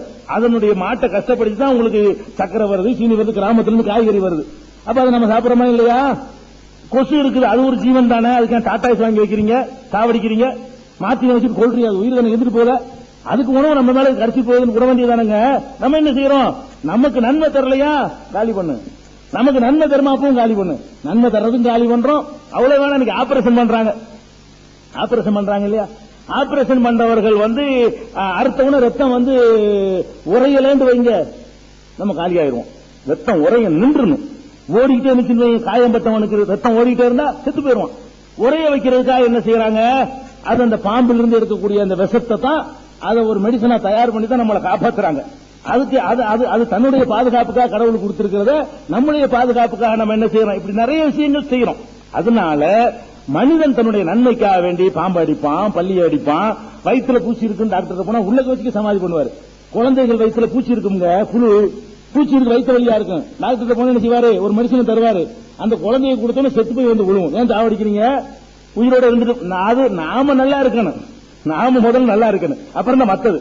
இத அளவுகளை புரிஞ்சுக்கிட்டோம்னு சொன்னா உயிரினங்களை பொறுத்தன ஒரு பார்வை நமக்கு வந்துடும். அதனால இன்னும் சொல்ல போனா எல்லாம் உருளைக்கிழங்கு சாப்பிடணும், எல்லாம் கத்திரிக்காய் தான் சாப்பிடணும் எல்லாரும் முடிவு எடுத்து வைங்க, எல்லாரும் செத்து போயிருவோம். பல வகையான உணவுனாலும் இது கிடைக்குது நமக்கு. எல்லாரும் உருளைக்கிழங்கு போனா என்ன ஆகுறீங்க, கிடைக்கும். உருளைக்கிழங்கு கிலோ 500 ரூபாய் போயிடும். எல்லாரும் உருளைக்கிழங்கு கொண்டு வைங்க, கத்திரிக்காய் 1000 ரூபாய்க்கு விற்கும். இந்த சைவம் சாப்பிடுற ஆளுகளுக்கு உதவியா இருக்கிறது எதுன்னு கேட்டா, கொஞ்சம் பேர் அப்படி மீனையும் கருவாட்டையும் கறியையும் கோழியையும் சாப்பிடுறதுனாலதான் உணவுகள் சீரான முறையில் எல்லா வகையும் கிடைக்குது. ஒரு குறிப்பிட்ட வெரைட்டியை நோக்கி எல்லா மக்களையும் தள்ளனீங்க என்று சொன்னா வாழ்வது கஷ்டமாயி போயிடும். அதை விளங்கிக்கிறோம். மருத்துவர்கள் இன்னைக்கு சொல்றாங்க கண் பார்வை சரியில்லை, என்ன செய்யறாங்க, நீங்க மீன் மாத்திரை சாப்பிடுங்கிறாங்க. அது மட்டும் சாப்பிடலாமா? அப்ப மீன் மாத்திரை என்ன, எந்த மீனை சாப்பிடக்கூடாதுன்னு அந்த மீனை எடுத்து அந்த ஜூஸ் எடுத்து அந்த சாரை எடுத்து அந்த எண்ணெய் தான் அது. அந்த மீனை தான் நீங்க சாப்பிடுறீங்க. ஒரு மாத்திரைக்குள்ள 4 மீன் இருக்குது. ஒரு மாத்திரை நீங்க ஈஸியா சாப்பிட்டு தரீங்க. 4 மீனை காலி பண்ணா தான் அந்த ஒரு மாத்திரை மீன் எண்ணெய் மாத்திரை கேப்சூல் இருக்கு பாருங்க, அது கிடைக்கும். அப்ப மீன் எண்ணெய் மாத்திரையை டாக்டர் எழுதி தந்தவொடனே சைவத்திலிருந்து அசைவத்திலிருந்து எல்லாரும் சாப்பிடுறோமா இல்லையா? சைவமும் சாப்பிடுறோம், அசைவம் ஏன் சாப்பிடுறீங்க? கண் பார்வைக்கு அது வேணும். அப்ப கண் பார்வைக்கு வேண்டாம் மட்டும் கொள்ளலாமா? அப்ப அது உயிரினம் தானே. அப்ப என்ன விளைவிக்கணும்னு கேட்டா, எத்தனையோ டாக்டர் போற மருத்துவர்கள்ட்ட சில பேர் உனக்கு புரோட்டீன் கம்மியா இருக்குது, நீ முட்டையை சேர்த்துக்க. சரி, முட்டை என்ன இன்னைக்கு முட்டையை சைவமாக்கிட்டாங்களா இல்லையா? ஒரு காலத்துல முட்டையை அசைவம்ட்டாங்க. இப்ப முட்டையில ஆண் சேராமல் உருவாகக்கூடிய முட்டை இருக்குது. இப்ப பெண்ணு மட்டுமே உற்பத்தி ஆகக்கூடிய முட்டை, அந்த முட்டை குஞ்சு பொரிக்காது, அதுக்கு பேர் சைவ முட்டை. இப்ப என்ன பண்ணிவிட்டாங்கன்னு கேட்டா, சேவல் சேர்ந்து உண்டாகக்கூடிய முட்டை தான் குஞ்சு பொரிக்கும். சேவல் சேராம இந்த ராணி சேவர் மாதிரி சில கோழிகள் இருக்கிறது, அது அதுக்கு சேவல் ஆண் இல்லாம முட்டை உண்டாகும், ஆனா குஞ்சு பொரிக்காது, திங்கலாம். அது சாப்பிடுறாங்க. இன்னைக்கு சைவ முட்டை, அதுக்கு பேரு உயிர் இல்லையில, அதனால சைவ முட்டை. இப்படி எல்லாம் டெக்னிக்கலா போயிட்டு இருக்கு உலகம். அதனால முதல்ல விளங்கிக் கொள்ளணும், எல்லா உணவுமே நமக்கு நன்மை தரும்னா நமக்கு உள்ளதுதான். இப்ப எக்ஸிமோக்கள் இருக்கான், அவன்கிட்ட போய்கிட்டு பல்கேரியா அந்த மாதிரி வடதுருவ பிரதேசத்தில் வாழ்றவன் போய்கிட்டு நீ உருளைக்கிழங்கு சாப்பிட்டு செத்து போயிடுவான். அவனுக்கு மீனை தவிர ஒண்ணும் கிடைக்காது. அந்த பனி பிரதேசத்தில் பனிதான் இருக்கு, பனியை ஓட்ட போட்டு உள்ள மீனை பிடிப்பான். பனியை ஓட்ட போட்டு பனி கட்டிய உள்ள தண்ணிக்குள்ள உள்ள மீனை போட்டு சுட்டு தின்றா தான் வாழவே முடியும். பயிர் பச்ச விளையாடு பகுதிகள்லாம் உலகத்தில் இருக்கிறது. அப்ப எல்லாத்துக்கும் ஏற்றது என்னன்னு கேட்டா, எந்த உணவு மனிதனுக்கு நன்மை தருகிறதோ, அது உயிரினமா இருக்கட்டும், அது எல்லா உயிரினம் தான், அது இடம் பெயரக்கூடிய உயிரினமா இருக்கட்டும், இடம் பெயராத உயிரினம். ஆடு மாடு இடம் பெயர்கிற உயிரினம், செடி கொடிகள் இடம் பெயர முடியாத உயிரினம் தான். அது டிரான்ஸ்பர் ஆக முடியாது, அதுக்கு நினைச்ச இடத்துக்கு போக முடியாது. அது ஒண்ணுதான் அதுல ஒரு குறை இருக்குமே தவிர மற்றபடி உள்ள எல்லாமே, அதுக்கு முதுமை இருக்குது, அதுக்கு இளமை இருக்குது, அதுக்கு குழந்தை பருவம் இருக்கிறது, பிஞ்சு இருக்குது, காய் இருக்குது, கனி இருக்கு, அப்புறம் சாவு அழுகி போறது எல்லாமே இருக்குது. அதனால உயிரினங்களை மனிதன் யூஸ் பண்ணலான்னு ஒத்துக்கிட்டோம்னு சொன்னா, இப்ப கடவுளுக்கு செய்யலாமான்னு வருவோம். இப்ப நம்ம சாப்பிடலாம், அந்த அடிப்படை விளங்கிட்டோம்னா குழப்பம் நீந்துடும். நம்ம குடும்பத்துல ஒரு குழந்தைக்கு உடம்பு சரியில்லை, கடவுளே இந்த குழந்தைக்கு உடம்பு சரியா போனா உனக்காக வேண்டி ஒரு ஆட்டை அறுத்து நான் தர்றேன் அப்படின்னு சொல்றாங்க இருக்குதுல்ல. இந்த மாதிரி கடவுளுக்கு பலி கொடுக்கிற விஷயத்தை பொறுத்த வரைக்கும் இஸ்லாம் அதை அனுமதிச்சாலும் இஸ்லாமிய பார்வைக்கும் மற்றவங்களுடைய பார்வைக்கும் வித்தியாசம் இருக்கிறது. உலகத்தில் எந்த பொருளை நீங்கள் கடவுளுக்கு என்று நீங்கள் முடிவு செய்தாலும் இஸ்லாத்துல அதுக்கு அர்த்தம் என்னன்னு கேட்டா, ஏழை மக்களுக்கு கொடுங்கன்னு அர்த்தம், கோயிலுக்கு கொடுங்கன்னு அர்த்தம் கிடையாது. நான் கடவுளுக்காக நான் 1000 ரூபாய் கொடுப்பேன்னு ஒருத்தன் சொல்றான், பள்ளிவாசல்ல கொண்டே கொடுக்க கூடாது. கடவுளுக்காக 1000 ரூபாய் கொடுப்பேன்னு ஒரு முஸ்லீம் நினைச்சான்னு சொன்னா 10 ஏழைக்கு 100 ரூபாய் ஆளுக்கு 100 ரூபாய் கொடுத்தான்னா கடவுளுக்கு கொடுத்தான்னு அர்த்தம் இஸ்லாத்துல. அதான் நான் கடவுளுக்காக நான் சோறாக்கி போடுவேன் அப்படிங்கிறான். ஏழைக்கு சோறாக்கி போட்டால் முடிஞ்சு போச்சு. கடவுளுக்காக ஒரு ஆட்டை அறுத்து பலியிடுவேன் சொன்னான்னா அதை அறுத்து ஏழைகளுக்கு பங்கிட்டு கொடுத்தா கடவுளுக்கு கொடுத்த ரத்தத்தை கொண்டே கடவுளுக்கு கொடுக்கிற அர்த்தம் கிடையாது. அதை வைத்து 100 ஏழைக்கு உணவு கிடைக்குங்கிறது தான் இஸ்லாத்துல பலியிடணும். இஸ்லாத்துல பலியிடுற அர்த்தம் என்னன்னு கேட்டா, பலியிடுறதா இருக்கட்டும், நேர்ச்சி செய்யறதா இருக்கட்டும், எந்த பொருளாதார சம்பந்தப்பட்டதை செஞ்சாலும் சரி, கடவுளுக்குன்னு நீங்க முடிவு செஞ்சீங்கன்னா அதுக்கு அர்த்தம் ஏழைன்னு அர்த்தம். இஸ்லாத்துல எந்த காரியம் செஞ்சாலும் சரி, நான் 1 கோடி ரூபாய் கடவுளுக்கு செய்யறேன், பள்ளிவாசல் கட்டி கொடுக்க கூடாது, செல்லாது இஸ்லாத்துல. நான் கடவுளுக்குன்னு 1 கோடி ரூபாய் முடிவு செஞ்சேன்ல, அந்த காசுக்கு பள்ளிவாசல் கட்ட முடியாது. பள்ளிவாசலுக்குன்னு சொன்னா பள்ளிவாசல் கட்டலாம், கடவுளுக்குன்னு வார்த்தை யூஸ் பண்ணிட்டீங்கன்னு சொன்னா அதுக்கு அர்த்தம் ஏழைக்குன்னு அர்த்தம். ஏழைகளுக்கு போய் அந்த 1 கோடி ரூபாயை நீங்க செலவு பண்ணணும். அதனால மத்தவங்க கடவுளுக்கு பலியிடுறது என்பது அந்த ரத்தத்தை சாமிக்கு கொடுக்கறா நினைச்சு பலியிடுறாங்க. இஸ்லாத்தில் அப்படி பண்ணக்கூடாது. எங்கேயும் பள்ளிவாசலுக்கு எல்லாம் கொண்டு போக தேவையில்லை. கடவுளுக்கு நீங்க செய்த அந்த ஆட்டை உங்கள் வீட்டிலேயே அறுத்து ஏழைகளுக்கு ஆளுக்கு 2 கிலோ கறியை கொடுத்து விட்டீங்கன்னு சொன்னா அது நீங்கள் கடவுளுக்கு கொடுத்தீங்கன்னு அர்த்தம். ஏழைக்கு பயன் தருவதற்குத்தான் நாங்க செய்யலாமே தவிர கடவுளுக்கே கொடுக்கறதுக்கு செய்யக்கூடாது. கடவுளுக்கு இதெல்லாம் தேவையில்லை. குர்ஆன்ல அப்படி ஒரு வசனமே இருக்குது, லன் யனாலல்லாஹு லுஹூமுஹா வலா திமாவுஹா, அவனுடைய ரத்தங்களோ மாமிசங்களோ கடவுளை அடையாது. குர்ஆன்ல தெளிவா இருக்குது, இந்த ரத்தம் கடவுளுக்கு போகாது, இந்த மாமிசம் கடவுளுக்கு போகாது, நீ ஏழைக்கு கொடுத்தால் கடவுளுக்கு போகும். அதான் இஸ்லாம் சொல்லக்கூடியது.